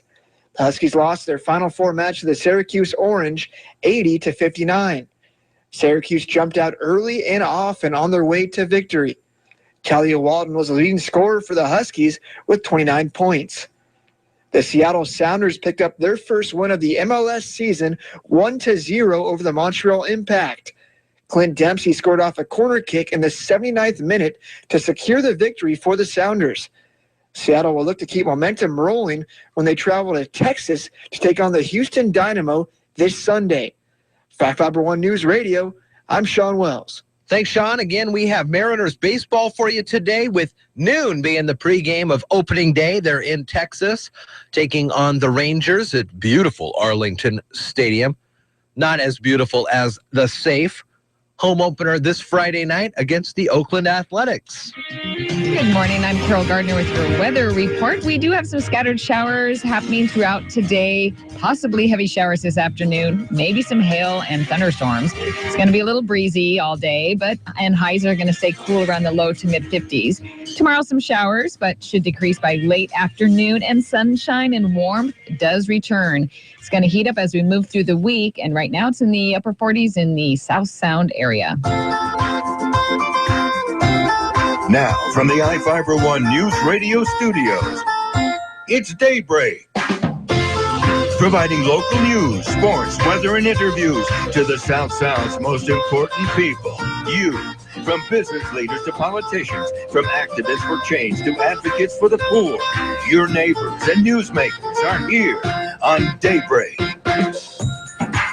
7:39 at iFIBER One News Radio. Good morning to you. I'm Jeff Slakey along with Carol Gardner. Hello. Good morning, Jeff Slakey, weekend warrior. Oh, yeah, got a lot of work done. I hope everybody was able to get out and enjoy themselves working in the yard. It's tough because, you go out there and you're working very hard, and then you wake up the next day and you're sore, but it's a good sore. It's I did it. I did something. I've accomplished something. My lawn looks like it has holes all over it, but hey, I was out there doing something. Now I got to put a seed in each one of those holes. Plant a tree in every single one. I mean, nobody can see us. Got the 2016 Mariners pocket schedules. Today's opening day. You can pick one of yours up here at the station also. Come by and get one. So if somebody says, hey, man, what time are the Mariners playing? You can say, well, as a matter of fact, on iFIBER One News Radio, the only Mariners station in the South Sound, we've got the Mariners, AM 1030 and FM 103.3. Then you pull out the old pocket schedule and you say, they are today with a noon pregame and a 1:05 first pitch. Home opener is Friday night against Oakland. All right, so we have about an hour pregame. Every game. Yep. And then we have do we have a postgame? Yep, about an hour postgame. Okay. During the time that the Mariners are on, regular programming is on our stream at iFIBER1newsradio.com. For the most part, there's some things that we can't stream, but a lot of the programming, like for example, today all afternoon, if you wish to listen to the stream, you can hear the Dave Ramsey Show. Dave Ramsey listened by 8 million people every day, the number 3 talk host in the country, answering your money questions, and you can always call Dave up and talk with him. You can by listening on iFIBER1newsradio.com. He always has some great advice. There's never a day that I don't come away with something. Right, and it's slowly sinking into my brain. It takes time. Takes time. Right to Die advocates in Washington State have come up with a cheaper alternative mixture of medication to help terminally ill patients in their lives after a drug company abruptly doubled the price of the commonly used medication. The Seattle Times reports that doctors with the End of Life Washington advocacy group concocted the alternative for a little less than $500. Dr. Robert Wood, a University of Washington researcher who volunteers with the group, says the mixture works just as well. Doctors in Oregon have also adopted the drug mixture, and they probably will also in California. The issue came up last year when Valiant Pharmaceuticals International of Quebec acquired the rights to Seconal, the trade name of secobarbital sodium.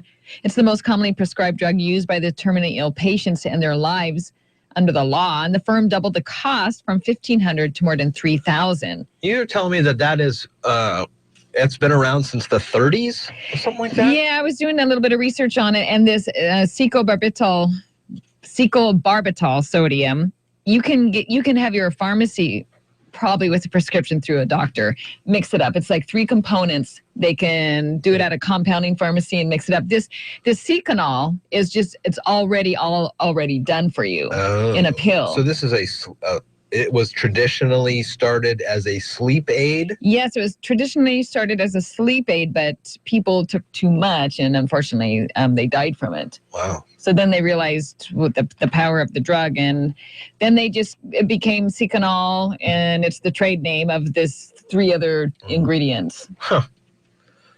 7:43 at iFiber One News Radio. We'll be right back with more news from around the Northwest right after this quick break on Daybreak.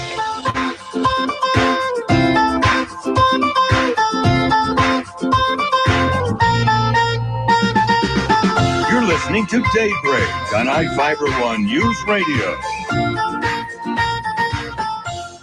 iFIBER Communications, the fastest internet provider in Washington State, has just opened their doors here in Mason County and got their first local customers signed up. James, tell me about your experience. From the first time I learned of iFIBER to the day I got hooked up, even now, I felt that my fiber connection and the service given to me have been the #1 most important job to every member of the iFIBER team. And not just because I was first in line with my nose pressed up to the glass waiting for a company to take my money. What differences have you noticed? I get what I pay for. With non-fiber solutions, you're paying up to the top and never get a constant number anywhere near that top. With fiber, you certainly do. With iFIBER, you get it at a competitive and affordable price. Why should others sign up for iFIBER Internet? Well, iFIBER has made a commitment to Mason County. They're working hard to bring fast speeds to everyone at an affordable price. And now with phones and television, your bill will be all in one place with no hidden fees or sudden price changes to surprise you month to month like other all-in-one service providers. Get signed up for iFIBER Communications today by calling 360-427-4000 or visit iFiber.tv for more information. To celebrate the return of spring and the appearance of the Traveler on the face of Mount Washington, join Hood Canal Events for the first ever Traveler 5K Run and Walk Saturday, April 23rd. Live music, food, local vendors from Hood Canal, and a beer and wine garden. Dress up and enjoy the beginning of spring and a new tradition on Hood Canal. The Traveler 5K Run and Walk Saturday, April 23rd at the Point across from Alderbrook Golf Club. Register at hoodcanalevents.com. Hi, I'm Ken Slater, the Roof Doctor. If you're like me, your family's important, so make sure that they're well taken care of. One of the best ways to do that is to provide a safe and warm home to live in. For over 50 years, the Roof Doctor has been helping families stay safe and warm by building roofs that last for generations. Our teams have some of the most experienced roofers in the area, and we only use the highest quality materials to keep your family safe, warm, and dry. That's the Roof Doctor. Give us a call. iFiber One News Radio, 1030 KMAS and FM 103.3 presents Daybreak.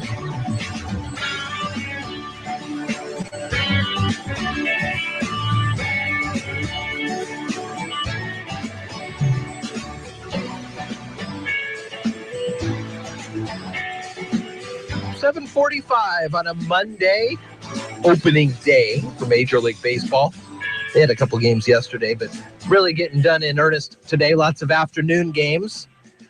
So if you are sitting there in your cubicle and you look, oh wait, no, because they're in Texas, so it doesn't matter. I was going to say, if you're sitting at your cubicle and you look over and somebody's not there, and they say, oh, I got a lunch meeting I got to take care of. I'll be back tomorrow. They very well could have gone. They very well. But the Mariners, I got a 9-inning cold.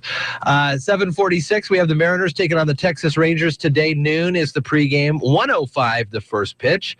And we have the Mariners all season long here in the South Sound on AM 1030 and FM 103.3. With that FM, we are booming in all over the place into the deep hinterlands of the Fort Lewis properties. A buddy of mine that goes out there and counts trees and birds or something. He says, I listen all the time on the FM 103.3, and it is booming in Pierce County, sounding really good.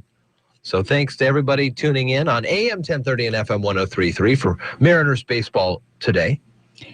And we just had that super session with the legislature. They're done. Inslee has been signing some bills, so that one of the bills he saw signed into law is a new law that will ban 5 chemicals from kids' products and furniture, such as toys, car seats, nursing pillows. The legislation approved the ban on Friday. It's 5 chemical flame retardants from children's products and furniture. Starts July 1st next year. Okay. Flame retardants are commonly added to consumer products to slow the spread of fire. So this House Bill 2545 also directs the Department of Ecology and Health to review whether 6 additional flame retardants should be considered chemicals of concern to children and recommend whether their use in consumer products should be restricted. Supporters say the measure will protect children from dangerous chemicals and reduce household exposure to the chemicals. Industry, businesses, and other groups have lobbied against the measure. 7:48 at iFIBER One News Radio. Tell them Stuart sent you. Do you remember those commercials? Mm-hmm. Washington's largest provider of senior housing says it will retrain employees on disability rights and work with a Tacoma nonprofit to accommodate disabled residents.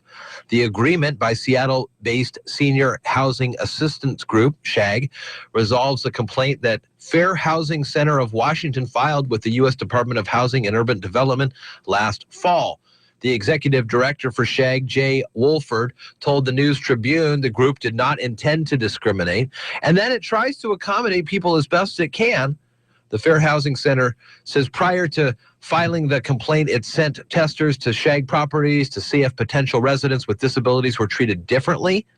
The group says accommodation requests such as grab bars and showers were not considered. There are 5,000 seniors in SHAG houses, Pierce, Thurston, King, Snohomish, and Whatcom counties. And we also we're going to have this posted on the website a little later today, but what passed, died, and was revived as all the bills that the governor either signed or didn't sign. Mm-hmm. The charter schools passed without the governor's signature. We talked about that a little bit, and signed into law. McCleary plan, state patrol pay raise. Yeah, and also homeless students was something that was passed in House Bill 1682. And that one created grant programs to help the issue of homeless students in Washington. It's a big issue in Mason County. Mm-hmm.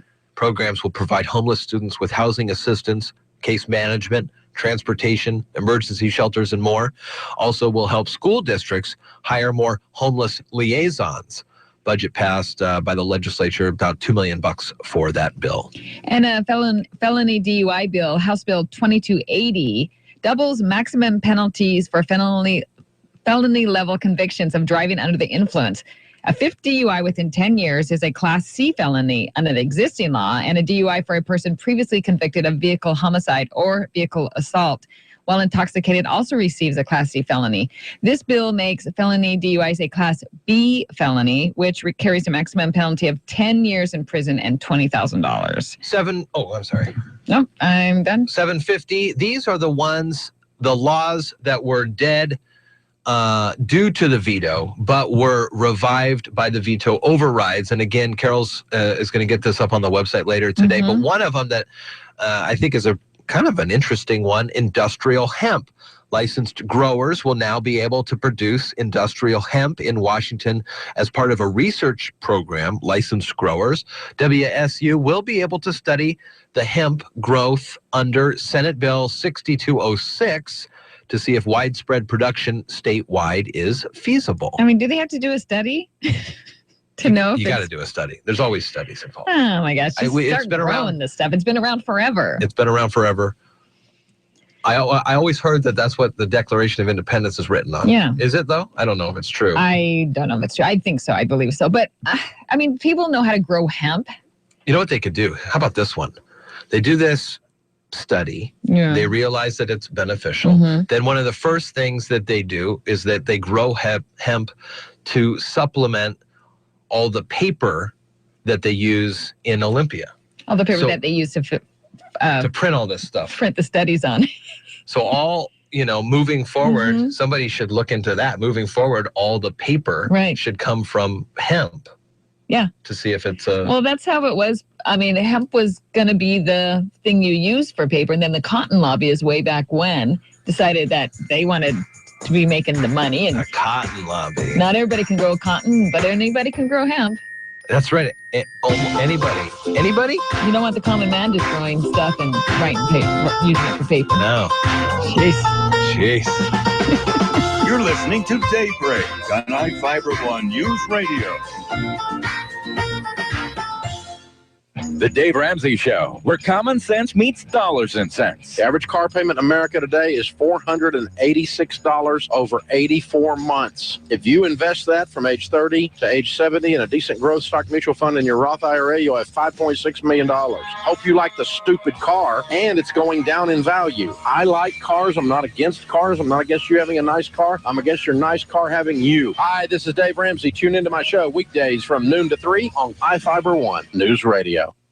Science Fantastic with Professor Michio Kaku. Saturdays at 5, Sundays at 6 on iFIBER One News Radio. Because of the fact there's been a revolution in paleontology with regards to how we view the dinosaurs. When I was a kid, we learned the dinosaurs were cold-blooded, lumbering creatures, kind of dim-witted. They didn't nurture their young, and that's why they went extinct. They were simply too stupid. Well, now we realize that we were pretty much wrong in how we view dinosaurs. Hi guys, Kat here with iFIBER One News Radio. What if I told you that radio advertising is far more effective than print media? Think about all of your customers driving to work, appointments, or events, all the while listening to the radio. Imagine your commercial airs on iFIBER One News Radio and the customer decides, hey, I'm right by there. I'm going to go check it out. Radio captures you and literally speaks to you and your customers several times a day. This enables you to build a unique message that reminds your customers what you have to offer. Remember, your customers can either drive to you or through you. And here at iFIBER One News Radio, we want to direct customers to you. Being the only talk radio formatted station in the entire South Sound region, we have an entire new market for your business to advertise in. As your sales lady, I take pride in providing your business with the best advertising because I want your business to succeed. So call me today at 360-463-2558 and ask for Kat. iFIBER One News Radio, 1030 KMAS and FM 103.3 presents Daybreak.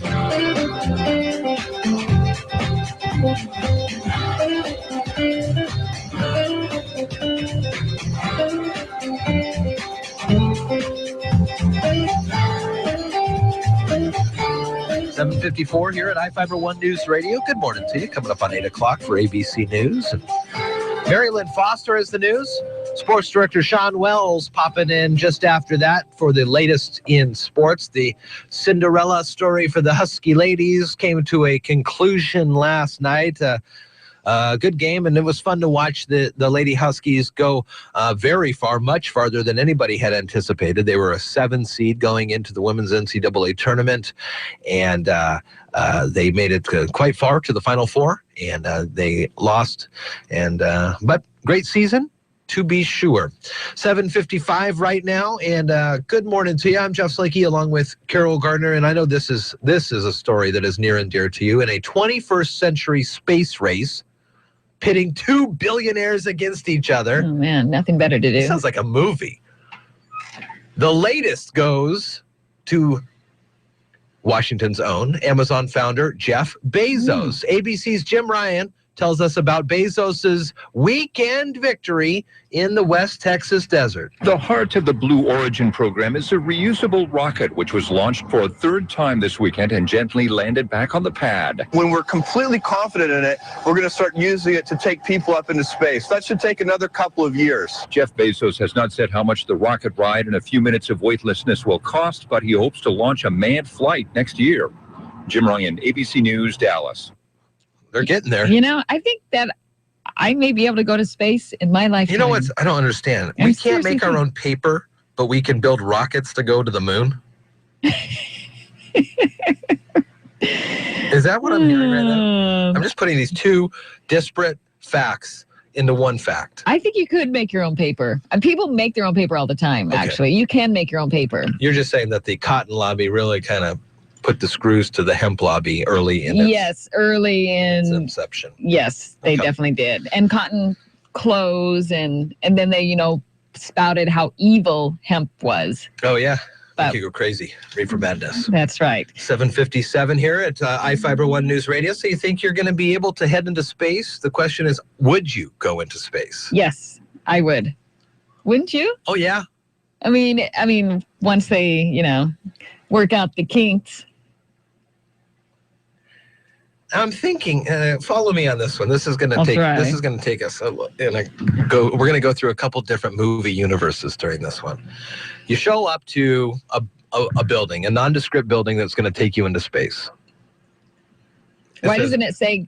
It says going to space. Okay, it says going to space. You go in, you sit down, you start to get prepared. Next thing you know, you're on a rocket, you're in space, you come home, and then it turns out that it's all total recall from the Oculus Rift VR headset. All right. Because the technology makes it seem so seamless that you're in space. Well, did we really go to the moon? That, was one of the conspiracy theories. Okay. We're having a good Monday. I don't even want to start going down that rabbit hole. All right. So I'm thinking when you actually go into space, when they actually get these things going, they're not going to be rockets. They're going to be like shuttles. I mean, like a space shuttle. Yeah.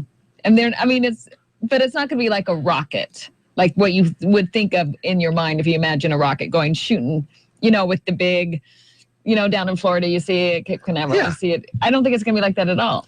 The technology will make it look more like airplanes? Is that what you're trying to say? Yeah, just for a quick jaunt up to, just Earth's atmosphere up above. We're not going to the moon on this thing. We're going into low Earth orbit, which is about 8 miles. Mm-hmm. Or something. Something like that, or 80 miles. Outside of the sky. A couple stations up there, maybe the International Olympic Station. Once again, you put forth a very I hope tantalizing hope prospect. One of those billionaires are listening. In other news, Northwest news, we have time just before we get there. We just heard about it, but U.S. women's star Amy Wambach was arrested for DUI down in Portland this weekend. Abby Wambach says that she was returning from a dinner at a friend's home when she was stopped on the road by police, given a field sobriety test, which she failed. She was later arrested, brought in for processing, and released on her own recognizance. But make no mistake, she's facing a lot of controversy from this because Abby Wambach is the star of the women's soccer team. Even though she retired recently, she is still one of the biggest names in soccer. So we'll have some fallout from that, see if she loses any sponsorship deals or... But yeah, she just retired. Mm-hmm. Tough story. Mm-hmm. I always thought that if you're a sports guy or gal, it would behoove the powers that be to provide transportation. But maybe I guess she's retired. She may not have it anymore. True, but you don't. I don't know. You're listening to Daybreak on iFIBER ONE Newsradio. Alex Jones and InfoWars on from 6 to 9 weekdays on iFIBER ONE News Radio, AM 1030 and FM 103.3 KMAS Shelton. Here's the latest from ABC News. I'm Karen Chase. The flying experience appears to be getting better. A new survey finds airlines got higher grades in being on time, tracking baggage, and not bumping passengers. However, customer complaints soared to their highest level in 15 years. ABC's Mark Remillard has more. Airlines seem to be between a rock and a hard place when it comes to traveler complaints. The Airline Quality Report looks at complaints to the government and found that despite on-time flights rising more than 3.5% last year and airlines losing fewer bags, passenger complaints still rose 34%. The report found budget airlines like Spirit and Frontier fared the worst when it came to complaint rates, while Virgin America claimed the top spot 2 years in a row. Mark Remillard, ABC News. Alaska Airlines just bought Virgin America for $2.6 billion, beating out JetBlue and reigniting criticism from those who worry that airline consolidation will lead to higher prices. The day of the drone is hovering closer, but drone deliveries will start small. New recommendations heading to the FAA map out how drones weighing a half pound or less might deliver in crowded locations. American women's soccer star Abby Wambach is apologizing on Facebook for a DUI arrest. ABC's Ryan Smith takes a look. Abby Wambach says that she was returning from a dinner at a friend's home when she was stopped on the road by police, given a field sobriety test, which she failed. She was later arrested, brought in for processing, and released on her own recognizance. But make no mistake, she's facing a lot of controversy from this because Abby Wambach is the star of the women's soccer team. Even though she retired recently, she is still one of the biggest names in soccer. Amtrak service is moving again along the Northeast Corridor. A day after a deadly crash and derailment near Philadelphia, 2 people were killed and 20 hurt. The NTSB is investigating. Today is opening day for baseball season, but nobody told Mother Nature. A spring snowfall is coating the Northeast at this hour from Boston to Buffalo. At New York's Yankee Stadium, it's being coated as well. The Astros game is rained out. This is ABC News. I'm Nick Soboleski, a Select Quote agent with a true story that could save you hundreds of dollars a year. A woman named Linda just called. Her husband, Ray, has a $300,000 group life insurance policy, but is changing jobs and can't take it with him. Well, I impartially shopped the highly rated term life insurance companies we represent and found Ray, who is 41 and takes medication to control his cholesterol, a 10-year, $500,000 policy for under $26 a month. That's almost twice the coverage for less than half of what he had paid. If SelectQuote hasn't shopped for your life insurance, you're probably paying too much. For your free quote, call 1-800-613-4810. That's 1-800-613-4810. 1-800-613-4810. Or go to SelectQuote.com. We shop, you save. Get full details on the example policy at SelectQuote.com/commercials. Your price could vary depending on your health issuing company and other factors not available in all states. Italy's most visible state-owned company is on the list of people hiding cash in offshore companies. More from ABC's Megan Williams. At least 800 Italians have been cited in a massive information leak of people who hide their money in offshore companies. Among them here in Italy is Luca Cordera di Montezemolo. He's the head of the national airline Alitalia, vice president of one of Italy's biggest banks, UniCredit, and ex-president of luxury car company Ferrari. The so-called Panama Papers leak involves more than 11 million documents over the past 40 years from the Panama-based law firm Mossack Fonseca. Megan Williams, ABC News, Rome. Protesters have planted themselves outside the office of Duke University's president for a fourth day, demanding the firing of 3 administrators, including one accused of using a racial slur. They're also calling for a $15 an hour minimum wage for all campus workers. Students have been warned they won't face discipline if they simply leave. Karen Chase, ABC News. Local news is brought to you by Fred Holmes Tree Service. FredHolmesTreeService.com, 427-4489. From the iFIBER ONE Newsradio studios, I'm Marilyn Foster. Authorities are still searching for 27-year-old Joshua Waithman Baker of Shelton for firing a gun at a Mason County Sheriff's deputy in a high-speed chase late Thursday night. Mason County Sheriff's spokesman Lieutenant Travis Adams explained what happened the night of the shooting. Deputy attempted to stop a vehicle for speeding, and the vehicle took off at a high rate of speed. The vehicle went southbound from Agate Road on Highway 3 and then went up onto Johns Prairie Road. When the vehicle got up onto Johns Prairie Road, the deputy notified the dispatch center that the driver had put a firearm out the window and shot at the deputy. The vehicle then turned onto Millwright Road and came to a stop. The male driver suspect jumped out of the vehicle. The deputy fired rounds at the suspect as he fled, and there was also a female in the vehicle who fled from the scene as well. Deputy Nathan Berklid was unhurt in the shooting, and his vehicle was not hit by the gunfire. The female passenger has been apprehended. Baker is believed to be armed and dangerous. Citizens are advised to call 911 immediately if they know the suspect's location. See a picture of Baker on our website at iFiber1newsradio.com. Shelton School District students won't be in attendance today as it's the start of spring break this week, but Superintendent Dr. Alex Apostle told Daybreak that there have been improvements in student attendance rates. Our attendance rate across the district is very good. If you look at the figures and data concerning the graduating class of 2016, they're very strong. We've seen improvement in the number of students that are staying in school already, and we're looking forward to a great graduation, and I'm hoping we can report improvement in terms of our graduation rate, especially as it relates to the class of 2016, because that's the foundation from which we're going to move from. Graduation Matters is an initiative to get all of Shelton's students to graduate from high school. April is Distracted Driving Awareness Month, and authorities want you to make a commitment to leave your cell phone alone while you're driving. Not only is it dangerous, but with extra officers looking for cell phone violators, you risk a ticket otherwise. For the third consecutive year, Washington law enforcement officers have joined the national campaign aimed at curbing the temptation of drivers to use their phones. Extra patrols started on the 1st and are continuing through April 14th. According to 2 studies conducted by the Harborview Injury Prevention and Research Center in Seattle, 1 in 10 drivers and 1/3 of pedestrians were distracted by cell phone use. For iFIBER One News Radio, 1030 KMAS and FM 103.3, I'm Marilyn Foster. Science Fantastic with Professor Michio Kaku. Saturdays at 5, Sundays at 6 on iFIBER One News Radio. You know, on Science Fantastic, we've had a number of neurologists talking about the incredible breakthroughs. Did you know that using computers, we can actually communicate with the thinking brain? Telepathy, telekinesis, recording memories, photographing a dream, machines that are controlled by the mind.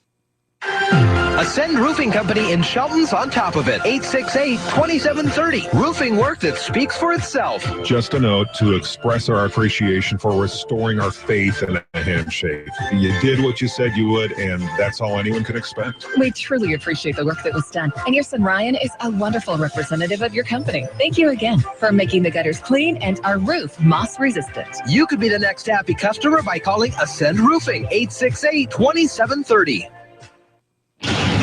Now from the all-new Gillis Auto Center Sports Desk, here's Sean Wells. North Mason baseball picked up a big win over the weekend, taking down Black Hills 6-5. The game was tied going in the bottom of the 5th, but the Bulldogs were able to punch one through and hold off the Wolves the rest of the way. North Mason is back in action this afternoon at home, taking on Kingston. Shelton baseball and fast pitch are both on the road this afternoon at Central Kitsap. The Shelton soccer team hosts first-place Central Kitsap in a big match Tuesday night. The University of Washington's women's basketball team's dream season came to an end Sunday night. The Huskies lost their Final Four match to the Syracuse Orange 80-59. Syracuse jumped out early and often on their way to victory. Talia Walden was the leading scorer for the Huskies with 29 points. The Seattle Sounders picked up their first win of the MLS season 1-0 over the Montreal Impact. Clint Dempsey scored off a corner kick in the 79th minute to secure the victory for the Sounders. Seattle will look to keep momentum rolling when they travel to Texas to take on the Houston Dynamo this Sunday. For iFIBER One News Radio, I'm Sean Wells. Thanks, Sean. We got Mariners baseball for you here on iFIBER One News Radio. With the pregame at noon, the Mariners are taking on the Texas Rangers down in Arlington. First pitch for the 2016 Mariners baseball season is at 1:05. Good morning. I'm Carol Gardner with the news. It's 8:09. We have scattered showers throughout today, possibly heavy showers this afternoon, maybe some hail and thunderstorms, and some breezy conditions. Highs are going to stay cool around the low to mid-50s. Tomorrow, some showers, but it should decrease by late afternoon. Sunshine does return, and it's going to heat up as we move through the week. Right now, it's in the upper 40s in the South Sound. Now, from the iFIBER One News Radio studios, it's Daybreak. Providing local news, sports, weather, and interviews to the South Sound's most important people. You, from business leaders to politicians, from activists for change to advocates for the poor. Your neighbors and newsmakers are here on Daybreak.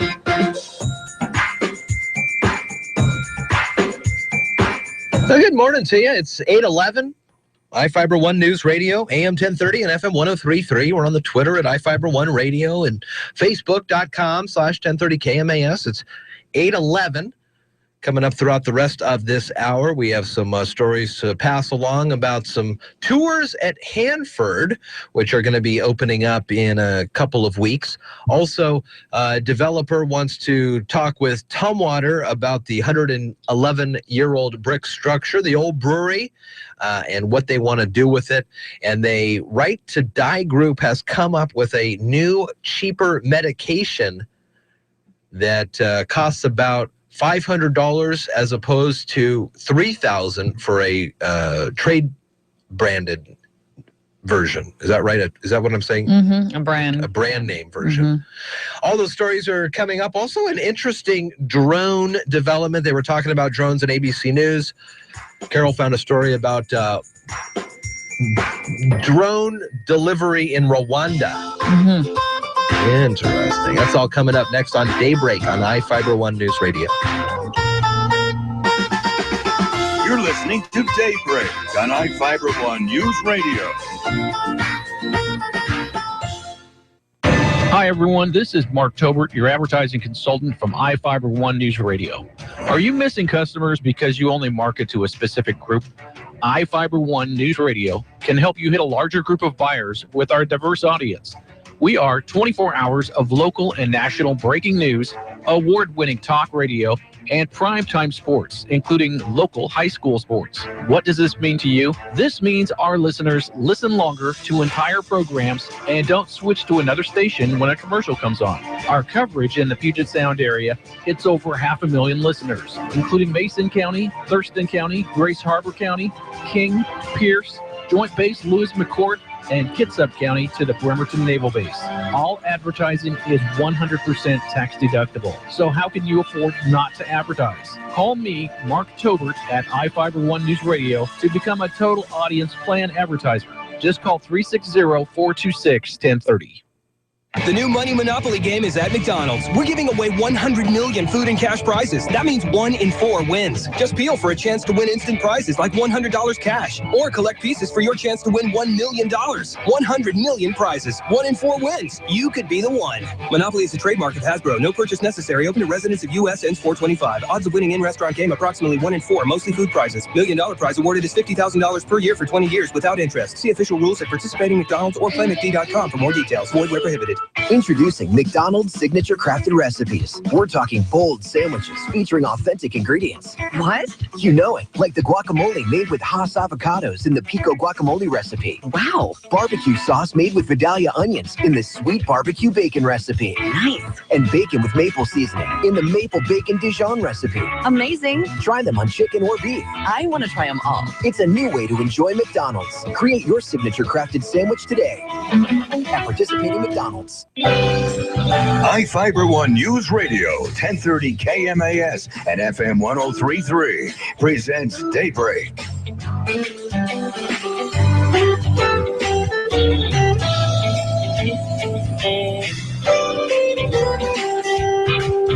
8:14, iFIBER One News Radio, opening day for Seattle Mariners baseball. They're in Texas. Noon is the pregame, 1:05 first pitch.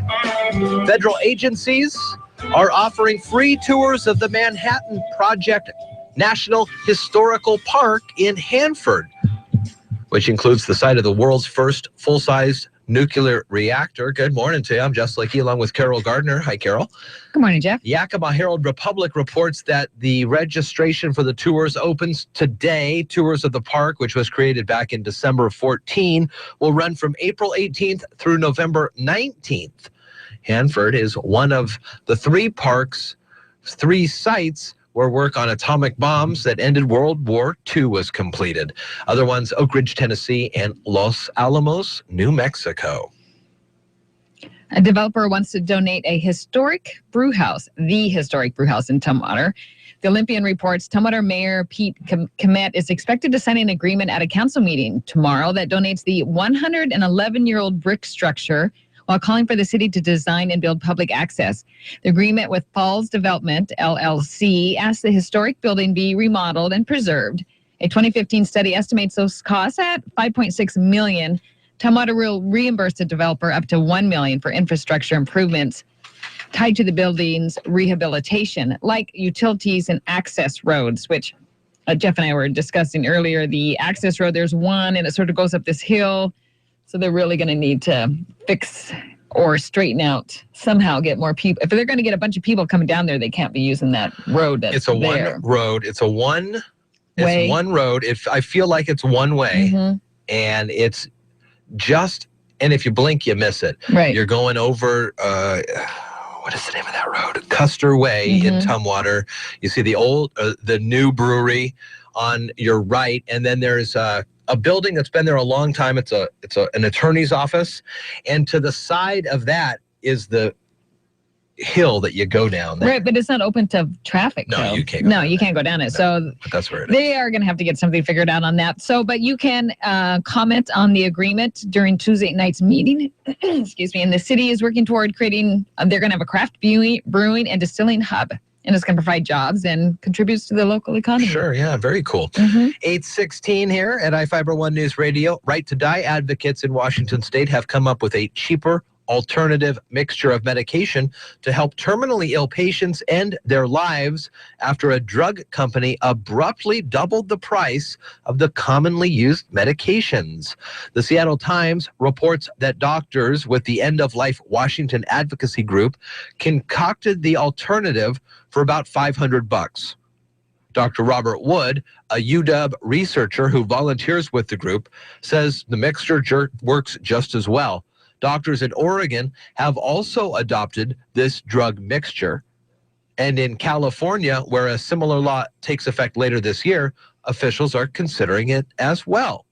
Now, the issue all came up from when last year, Valiant Pharmaceuticals International of Quebec acquired the rights to Seconal, which is the brand name, the trade name of the secobarbital sodium. It's the most commonly prescribed drug used by terminally ill patients to end their lives under law. And the firm doubled that cost. It went from $1,500 to $3,000. So then this advocacy group was able to concoct a mixture for just $500. Right. Very interesting how all that drug stuff works. There's so much marketing involved, too. I know. You pay for a lot of the advertising. All the generic brand names. Yeah. 8:18 here at iFIBER One News Radio. We're going to take a quick break right now, and when we come back... So the size of Rwanda, if you were to overlay it on the U.S., it's like Vermont and New Hampshire. It's a very small area. Well, 30 drones can help save a bunch of lives. You're listening to Daybreak on iFIBER One News Radio. I'm with Scott Alsterberg, the sales manager at the all-new Gillis Auto Center, just off the City Center Matlock exit. Is that right? That's where we are. And it's the all-new Gillis Auto Center, and people always know of Gillis being a Ford dealer, but you've got a lot more new vehicles than just Ford. We sure do. We're a full-line FCA dealer. That's the new name for Chrysler, Jeep, Dodge, and Ram. We carry every model from both companies. Cars and trucks? Everything. SUVs, vans, everything you can think of. And we have a great selection of used as well. Tell me about a sexy Dodge vehicle that might be on the lot. We've lot. got Challengers, and they're so fun to drive. It's unreal. Can guys take a Challenger for a test drive if they want? Yeah, you can take one home with you, too. Well, that's a great idea. How about the Ford lineup? You know what? We've got the best-selling truck in the world. We've got the Ford F-150. We have Super Duty 250s and 350s as well, and we have a lot of them. It is the all-new Gillis Auto Center. We're open from 8 to 7 Monday through Saturday and 10 to 5 on Sunday. Check them out. Just go to Gillis. iFIBER One News Radio, 1030 KMAS and FM 103.3 presents Daybreak.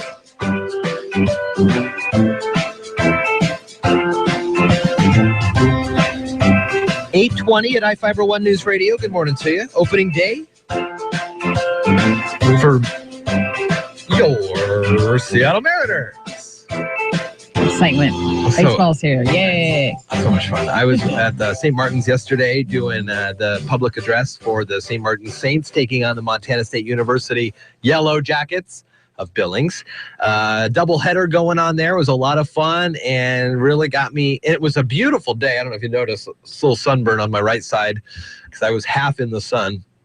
But it was a great day out at St. Martin's in Lacey. And the teams played great. And it was really fun to see people playing ball. Mm-hmm. You got some old school colors on Mariners. I do. Today. I got my old school. Yellow. The shirt I'm wearing. Was it always yellow, or maybe it just got yellowed? It is. It is. So I said 30 years old this morning. Yeah. I would say maybe near 35. I think it was made in 1980. And it is a pretty fantastic shirt. And Don't look too close to it, though. No, I can't even. Barely got out of the house. What's going on here? Oh, somebody called then and we hung up on it. Mariners Monday. That's a good lead-in, though. Yeah. To Mariners Not Monday. this Monday. A week from today, we start Mariners Monday ticket giveaways all season long here on iFIBER One News Radio. Be listening for Sean Wells' sports reports. And on Monday, April 11th, we will start our first contest for Mariners Monday. And then how are people going to be able to do it? Here's the deal. Okay. We're going to hear the sports report. There's going to be a clue in there based on the previous game. Mm-hmm. And then at a specified time on Mondays, we will play the theme music. Okay, so there'll be music to get people like, oh, this is it. And then we'll just say, okay, here's the deal. We'll talk about the Mariners. We'll ask the question based off Sean's sports report. And unlike years in the past, you answer the question right, you win tickets. Yes. Oh, there's no qualifying. We're not waiting until Friday. Instant gratification if you get the answer right. It's 2016. That's what happens. Instant gratification. Another thing that happens in 2016, it is the future. The future is now. It is weird to think about the future. I mean, because we're really living in it. And so drones are always in the headlines. And Amazon, you hear about the drone delivering Amazon all the time. And it might be years away here, before they actually get those packages delivered to your door. Uh-huh. But it's going to be a reality in Rwanda this summer. Must be less government, Rwanda. There is less government regulations. And another thing is there's less air traffic. That's a big thing. Oh, which sort of... I never thought about that. Well, when I was thinking about having all those packages delivered, because I got a lot of packages, and everybody else does, sure. There's going to be so many drones flying around, you won't be able to see the sky. But back to our story, Zipline International, backed by tech heavyweights like Google Ventures, and interesting. Anyways, they have these drones. They just weigh 22 pounds. And they launch off using compressed air, and then they have electric-powered propellers. They can go up to 75 miles round trip. They use military-grade GPS and software to navigate. And so what they're doing in Rwanda is they are delivering blood and medicine. So if you need blood, I mean, you can get it delivered by a drone. They say it's about the same cost for, usually they would take a motorcycle for the trip, but the roads are unreliable. Uh-huh. And sometimes the refrigerators that are trying to move through are broken. Right. So they take this drone, they send it off, you get to your location, the drone opens up its whatever and plops out your package. It floats to the ground and then you get it. So all told, and we said that the size of Rwanda is about Vermont and New Hampshire together. Yeah, it's crazy. 30 drones will be able to service all of the country of Rwanda. So I'm guessing they'll be in a centralized hub, and they'll know when people have medical issues, they need fresh blood, they'll get them there quickly. Right. That's a great idea. Yeah. So I looked up how the U.S. compares to Rwanda. If you're planning on moving there, I wouldn't, because you are likely to die 20 years sooner living there. Well, maybe this will help. Maybe it will. No, it probably will. Yeah. Life expectancy at birth in Rwanda is 60, while in the U.S. it is just about 80. You'll make 97% less money there. You will be 4.8 times more likely to have HIV/AIDS. Use almost 100% less electricity, and spend almost 100% less on healthcare. Mm-hmm. So there's a lot of difference there. But starting it off, a good country, probably to get this going. Yeah, it's. I mean, if you really think about it, it's really quite amazing. There's going to be this computerized bug flying across up to 50, 75 miles. And then it just drops this package. It knows exactly where to go using the GPS to get to the correct spot, drops it off, out comes your package, and the drone takes off, goes back to their hub, and starts on a new mission. Okay, so let me ask you this question. You may not know this answer, but you can definitely just make your own assumption. All right. The drone shows up to my doorstep, and I need the blood work. How am I going to know what to do with it next? Well, I was thinking about that too, and it's probably they're going to like a center, the blood. I would say the blood would be going to a center where people would be at. So from one cold storage location to another quickly. Yeah. And when if somebody's there that they need it immediately, like it'll probably be going, I would imagine be going to a healthcare center. As for the medication though, that might be going straight to your doorstep because it might already have, everything in it that you need to take. Huh. I like it. Yeah, I do too. So the future is now for sure. All right, good morning to you, 826. We'll check the morning stock numbers in a couple of moments. Mary Lynn Foster has the latest in news. It was a beautiful weekend and expecting a little bit of rain off and on throughout the day, maybe even some hail into tomorrow, but Wednesday's going to start getting nice. The other one, though, is that it's not so nice in New York. With rain and snow in the forecast, it hardly feels like opening day around here. The New York Yankees postponed their opener against the Astros due to inclement weather. It gives fans an extra day to salivate before trying Yankee Stadium's new menu offerings, including the GOAT, greatest of all-time burger, or the Big Cheese, a customizable grilled cheese with premium, artisan, and local cheeses. The delay also gives fans an extra day to gird themselves for extra security, a baseball mandate this year for all clubs. 827, and again, we've got Mariners baseball today with a noon pregame. But right now, on the phone line to check the morning stock numbers, say hello. Hello. Yay, Mariners. You a big Mariners fan? Yes, I am. So we're having we're kind of going through and getting a chance to learn some of the newer players. So I'm not going to put you on the spot right now. But good. Traditionally, who's like your guy? I like Cano. Oh, I've always liked Cano. Yeah. I do. I just think he's always been awesome. I remember, do you remember when he went back to New York for the first time? Him and Jimmy Fallon worked out a deal. They were at like Central Park, and it was a picture of Robbie Cano, but Robbie Cano was actually behind the picture. Yes. And then he'd come out and surprise him. Yeah, the fans were like, "Oh, you bum, you stink." Yes.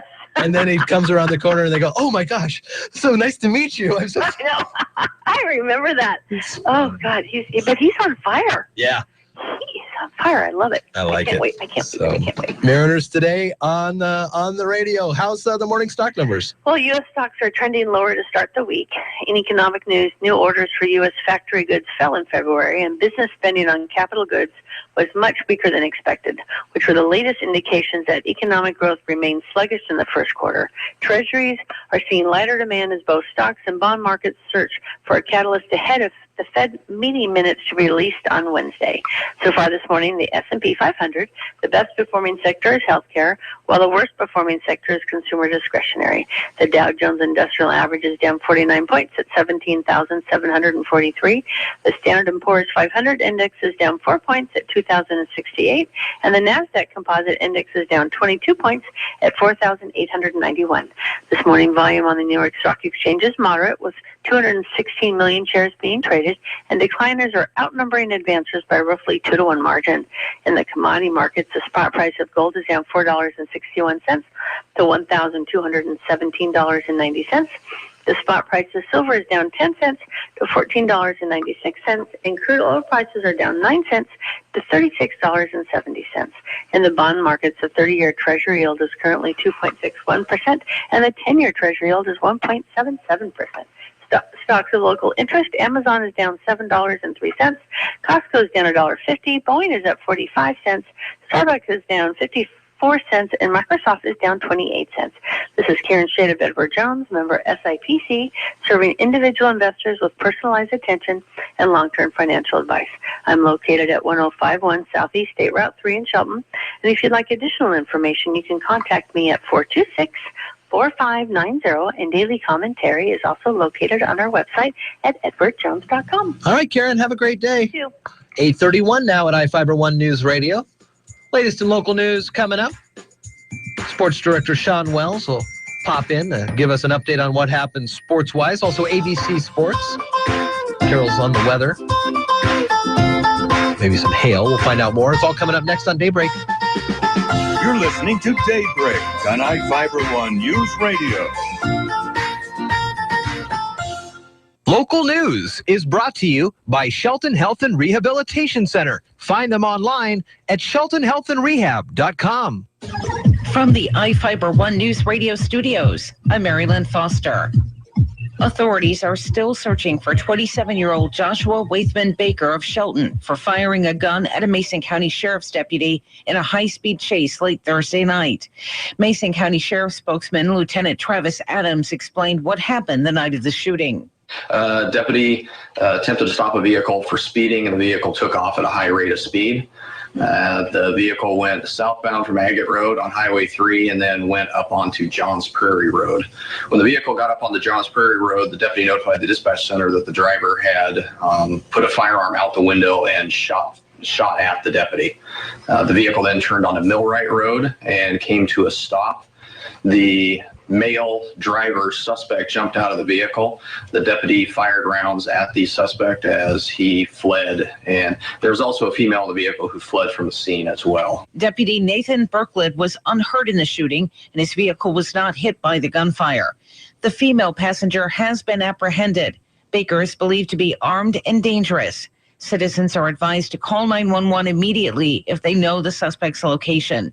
See a picture of Baker on our website at iFIBER1newsradio.com.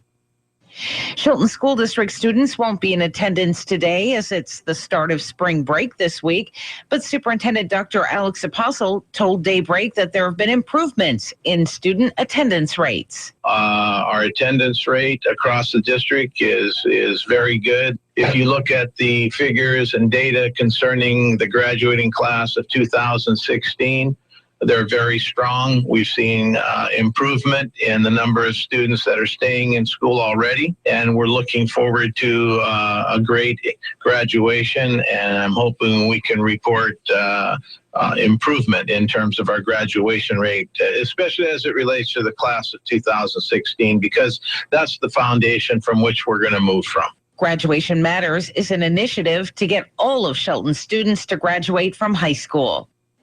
April is Distracted Driving Awareness Month, and authorities want you to make a commitment to leave your cell phone alone while you're driving.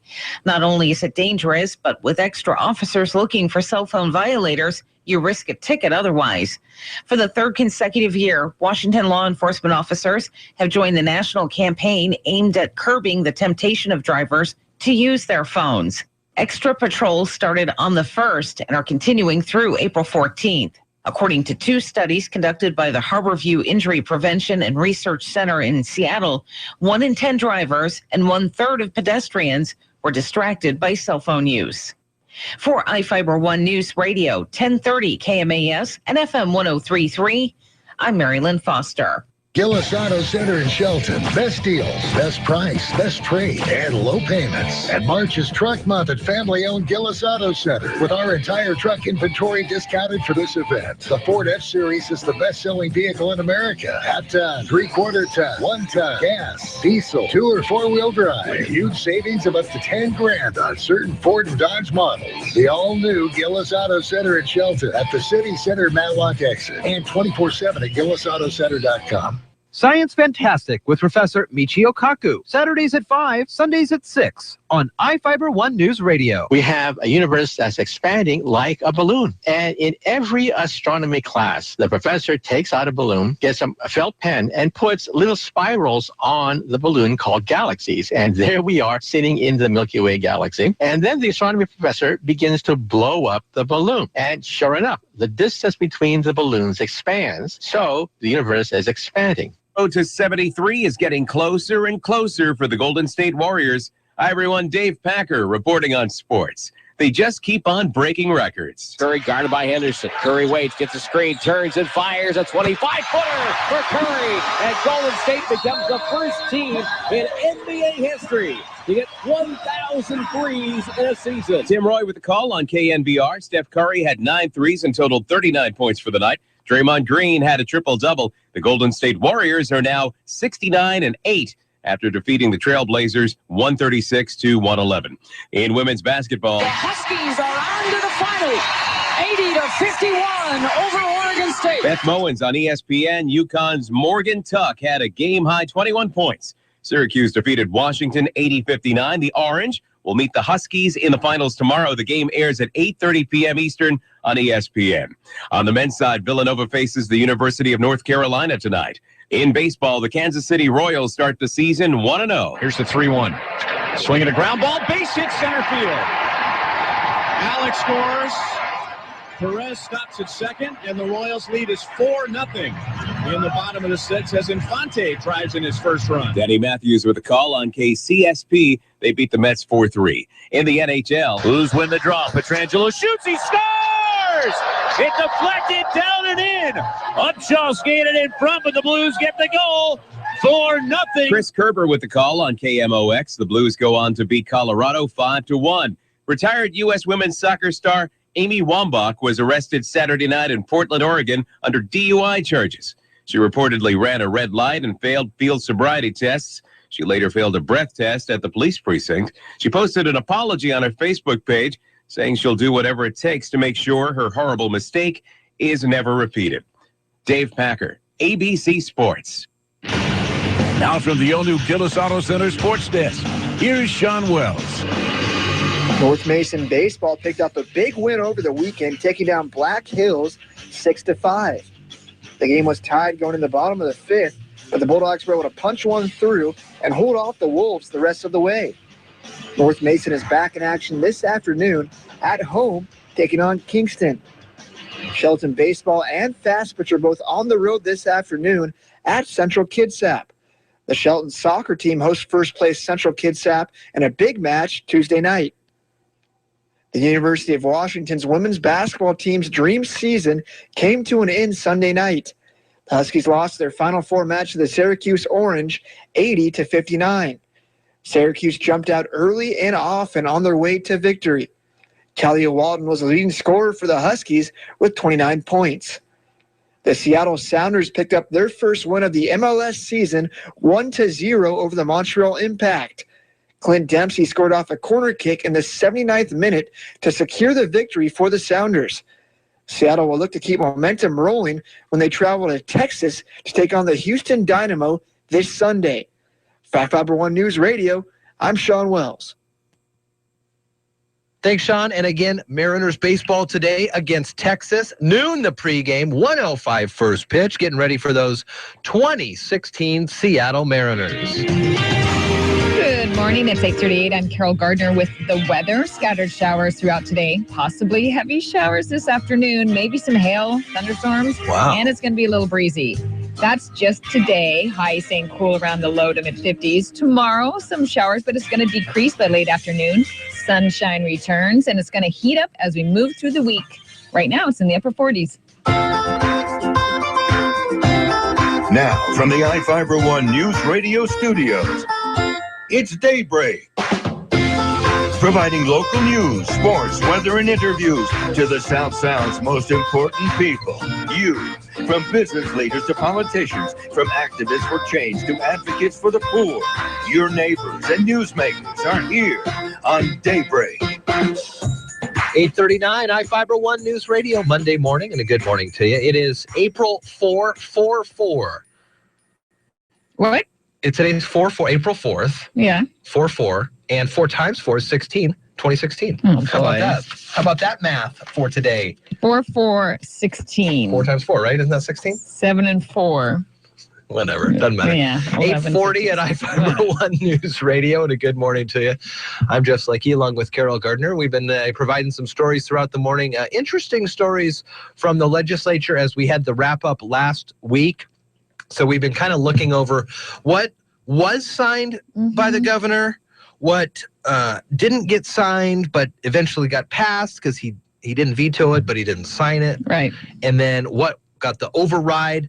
There's going to be a big feature story on the website, iFIBER1newsradio.com later this morning of all these things. And there are still things awaiting the governor's signature. Right. The supplemental budget still is awaiting the signature. That's the spending increases in the current 2-year period. $38.2 billion budget was adopted in 2015. It increases it by $191 million and puts more money into the state's mental health hospitals. Also includes $190 million for the state's emergency fund to repair damage from last summer's wildfires. So Inslee praised the final budget was unveiled, but he will look deeper into it before taking action on it. Another one that's awaiting regulation is the signatures, the vaping regulation. It's Senate Bill 6328, creating the regulations for companies selling the vaping products, such as e-cigarettes and the nicotine solutions that go into them. And one regulation would require vapor products to have warning labels that alert potential users to the health effects of vaping. The bill stalled just before the end of the regular session, but was passed by the legislature on the final day of the overtime session. So we did talk about warning labels on edibles, on marijuana. Yeah, like the Mr. Yuck They were going to use the Mr. Yuck stickers, but then they decided that wasn't working for this type of industry. But they're going to come with something else. But I wonder if then they would put those similar ones on this, or if there's going to be a whole nother labeling effort for vapor products. If you look at the marijuana packages, there's a lot of that went into the UPC codes, and every little thing was right down. They had to get approval, I think, on every little thing. 6:42 at iFiber One News Radio coming up today. Not sure if it started already or it's going to be 9 and into the rest of the day, but you're going to hear a lot of bong, bong. 7 o'clock it started. Oh, it did? Yes. Let's run outside, see if I can hear anything. We're talking about the pile drivings that are ringing in the new sawmill in downtown Shelton. You're listening to Daybreak on iFiber One News Radio. Peninsula Credit Union presents Phil.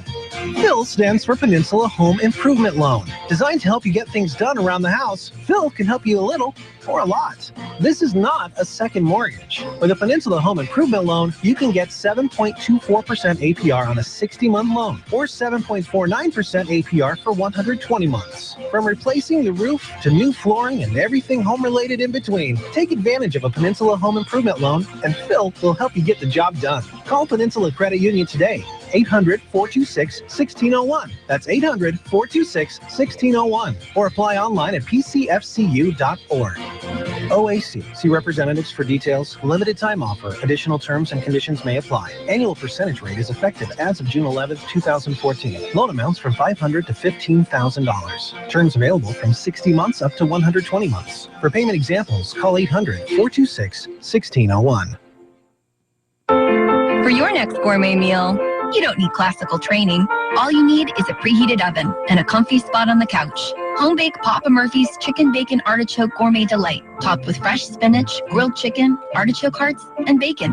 Or try the Vegetarian Gourmet Delight, topped with creamy garlic sauce and your favorite fresh vegetables on a crispy thin crust. Just $11 for a large. Order online at papamurphys.com. Papa Murphy's, love at 425 degrees. Hey, baseball fans, it's that time of year again to join iFiber One News Radio for Seattle Mariners baseball. Baseball is part of the fabric of summertime in the Northwest, and with people traveling to enjoy outdoor activities like camping, fishing, hiking, and boating, the only place to listen to the Seattle Mariners is on iFiber One News Radio. People ask what they remember about a business when they have a need, and they always remember the name that they hear, the one that is most relevant in their mind. Advertising makes your business relevant and part of the community. Your business can be part of the Mariners broadcast each day or each inning of every game this summer by signing up now. Any business that signs up now to advertise with the Mariners gets up to 300 free scheduled magnets. Call iFiber One News Radio today at 360-426-1030 and sign up to be part of the Mariners broadcast team.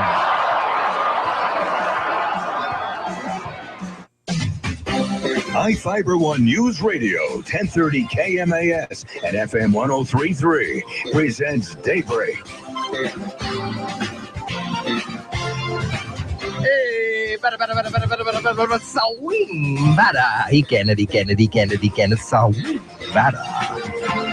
Opening day, Carol.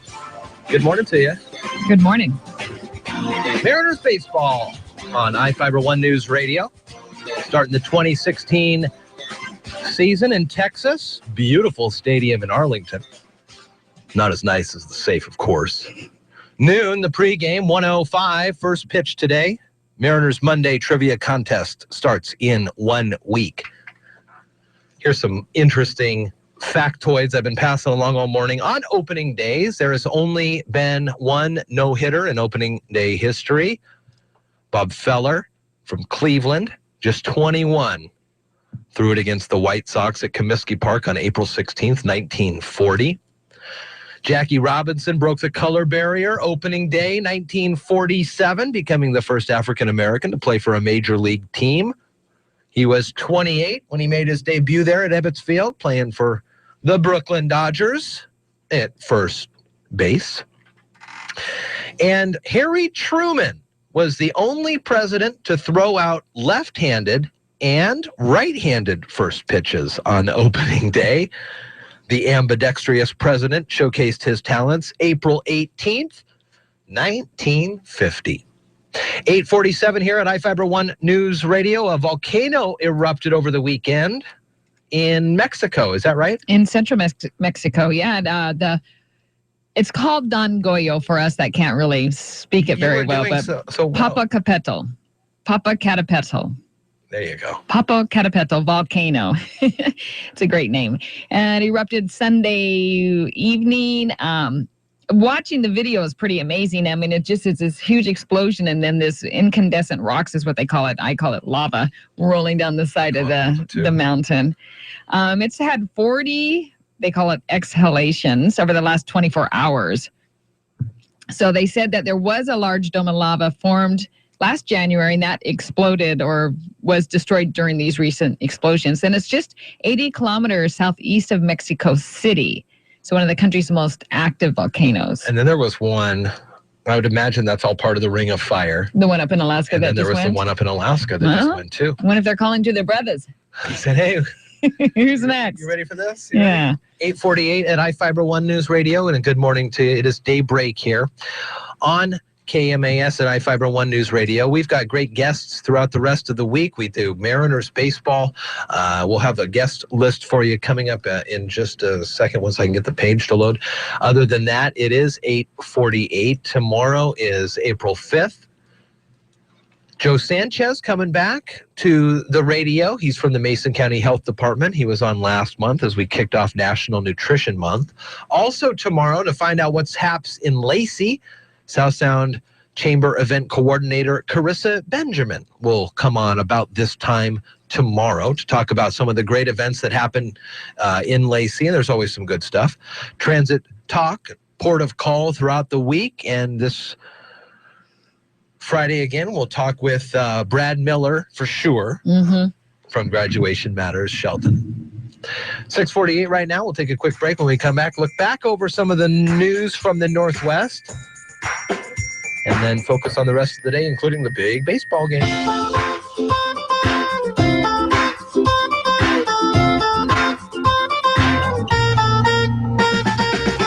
You're listening to Daybreak on iFIBER One News Radio. Are you a do-it-yourselfer or a direct-it-yourselfer? Every weekend, people tell us about overspending on projects they could have handled themselves for lots less money. And we hear from people who ended up overspending because they tried to do something they should have called in a pro to tackle. Well, we'll help you sort it out. I'm Tom Kreitler. And I'm Leslie Segretti. Got a remodeling or a repair project? We can help you decide whether to do it yourself or direct it yourself this weekend on the Money Fit Home Improvement Radio Show. Saturdays at 10, Sundays at 7 on iFIBER One News Radio. iFIBER One News Radio, 1030 KMAS and FM 103.3 presents Daybreak.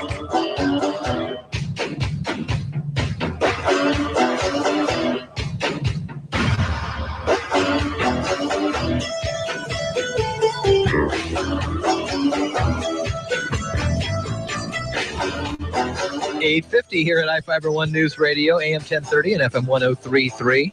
On Twitter at iFIBER One Radio and Facebook.com/1030KMAS.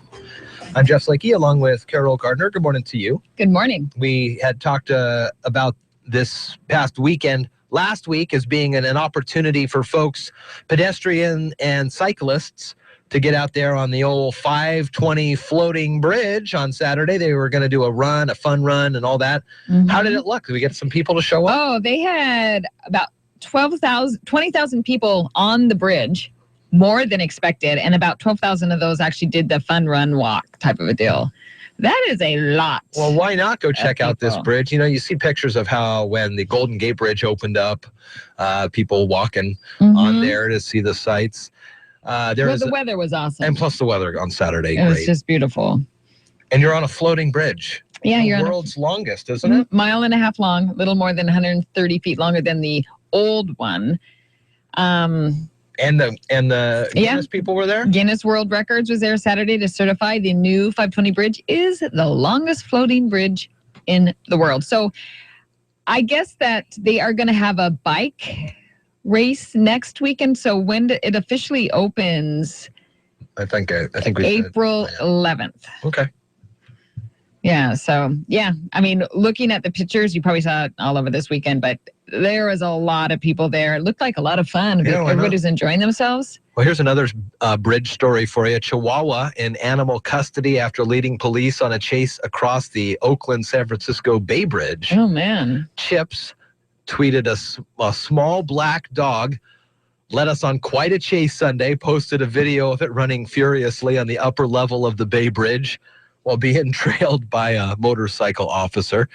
After it was captured, the Chihuahua, and you can kind of see where this is going already, the Chihuahua was taken to a San Francisco animal shelter where staff members named it Ponch, after the Chips officer Frank Poncherello, played by heartthrob Eric Estrada in the TV series Chips. Spokeswoman for the city's Department of Animal Care and Control says the dog wore a tag decorated with a human skull, but no ID. Dog recovering from its misadventure. Chihuahua named Chip. That is crazy. Sunday was the bike ride. Okay, Sunday. Yes, so then the new bridge opens next Monday, a week from today. Very cool. I wonder who's going to be the first one over. If people were going to line up to get over it, I drove over it first, or if people just not even the first one to notice. go over it? So somebody who didn't even realize it.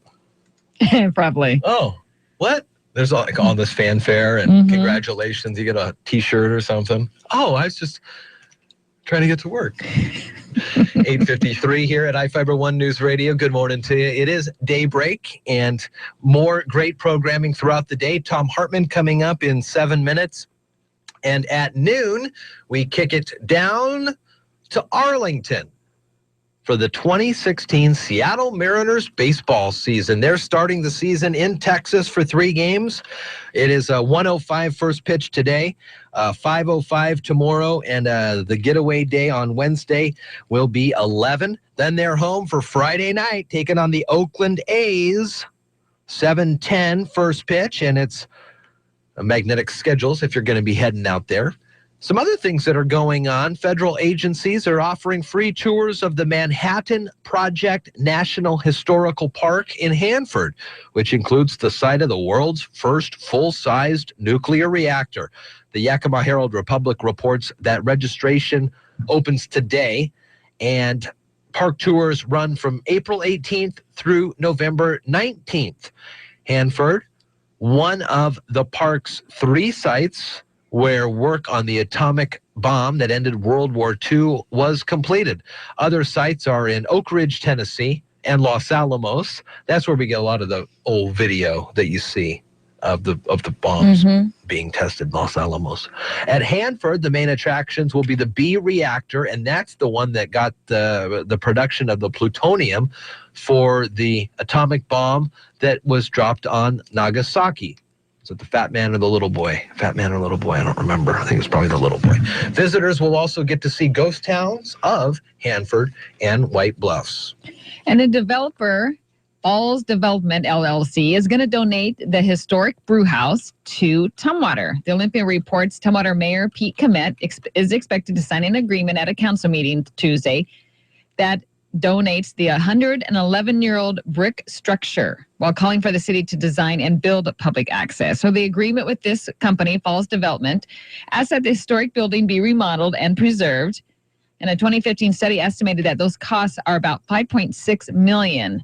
Tumwater is going to reimburse the developer up to $1 million for infrastructure improvements tied to the building's rehabilitation, like utilities and access roads. So people will be able to go to this meeting tomorrow, comment on the agreement, and the city is working toward creating a craft brewing and distilling hub that provides jobs and contributes to the local economy. Very interesting. 8:56 here at iFIBER One News Radio. And right to die advocates in the state have figured out a way to make a cheaper alternative mixture of medication that helps terminally ill patients end their lives. A drug company had abruptly doubled the price of this commonly used medication, Reports are that doctors with the End of Life Washington advocacy group concocted the alternative for about $500.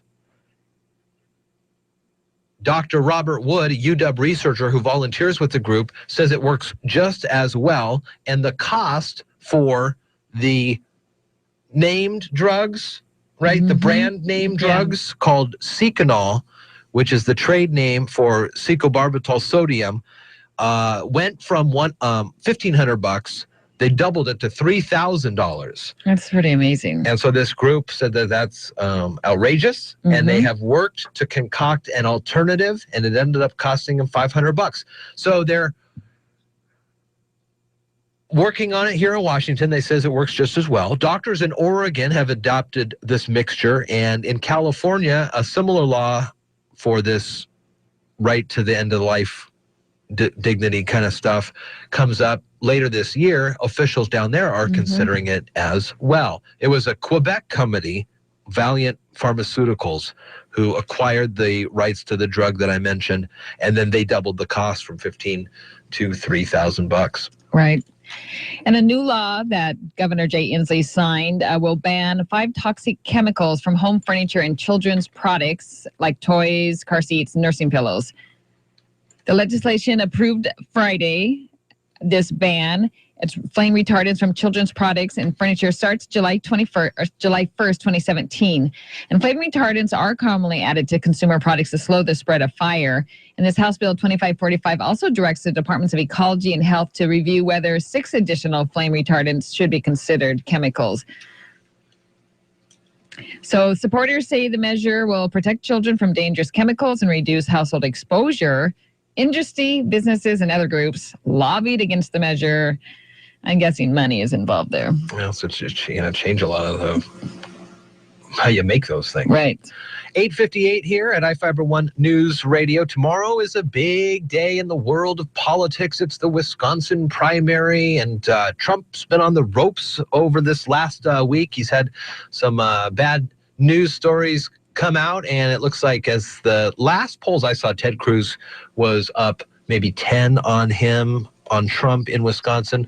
So that's tomorrow. The Yakima City Council is expected to drop its appeal of an ACLU voting rights lawsuit that changed city elections last year. The Yakima Herald Republic reports that a council majority is expected to vote tomorrow to rescind the appeal. And if that happens, Yakima is going to owe more than $1.8 million in legal fees and costs to the ACLU as ordered by a federal judge.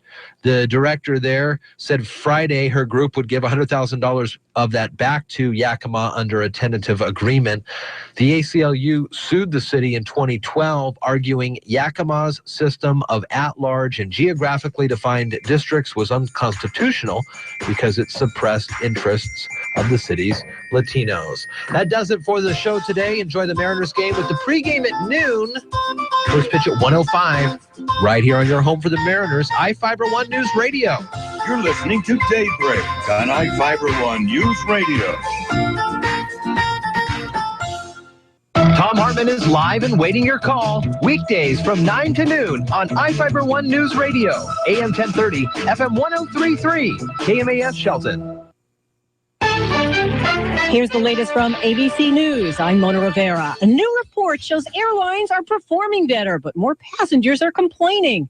ABC's Mark Remillard explains. Airlines seem to be between a rock and a hard place when it comes to traveler complaints. The Airline Quality Report looks at complaints to the government and found that despite on-time flights rising more than 3.5% last year and airlines losing fewer bags, passenger complaints still rose 34%.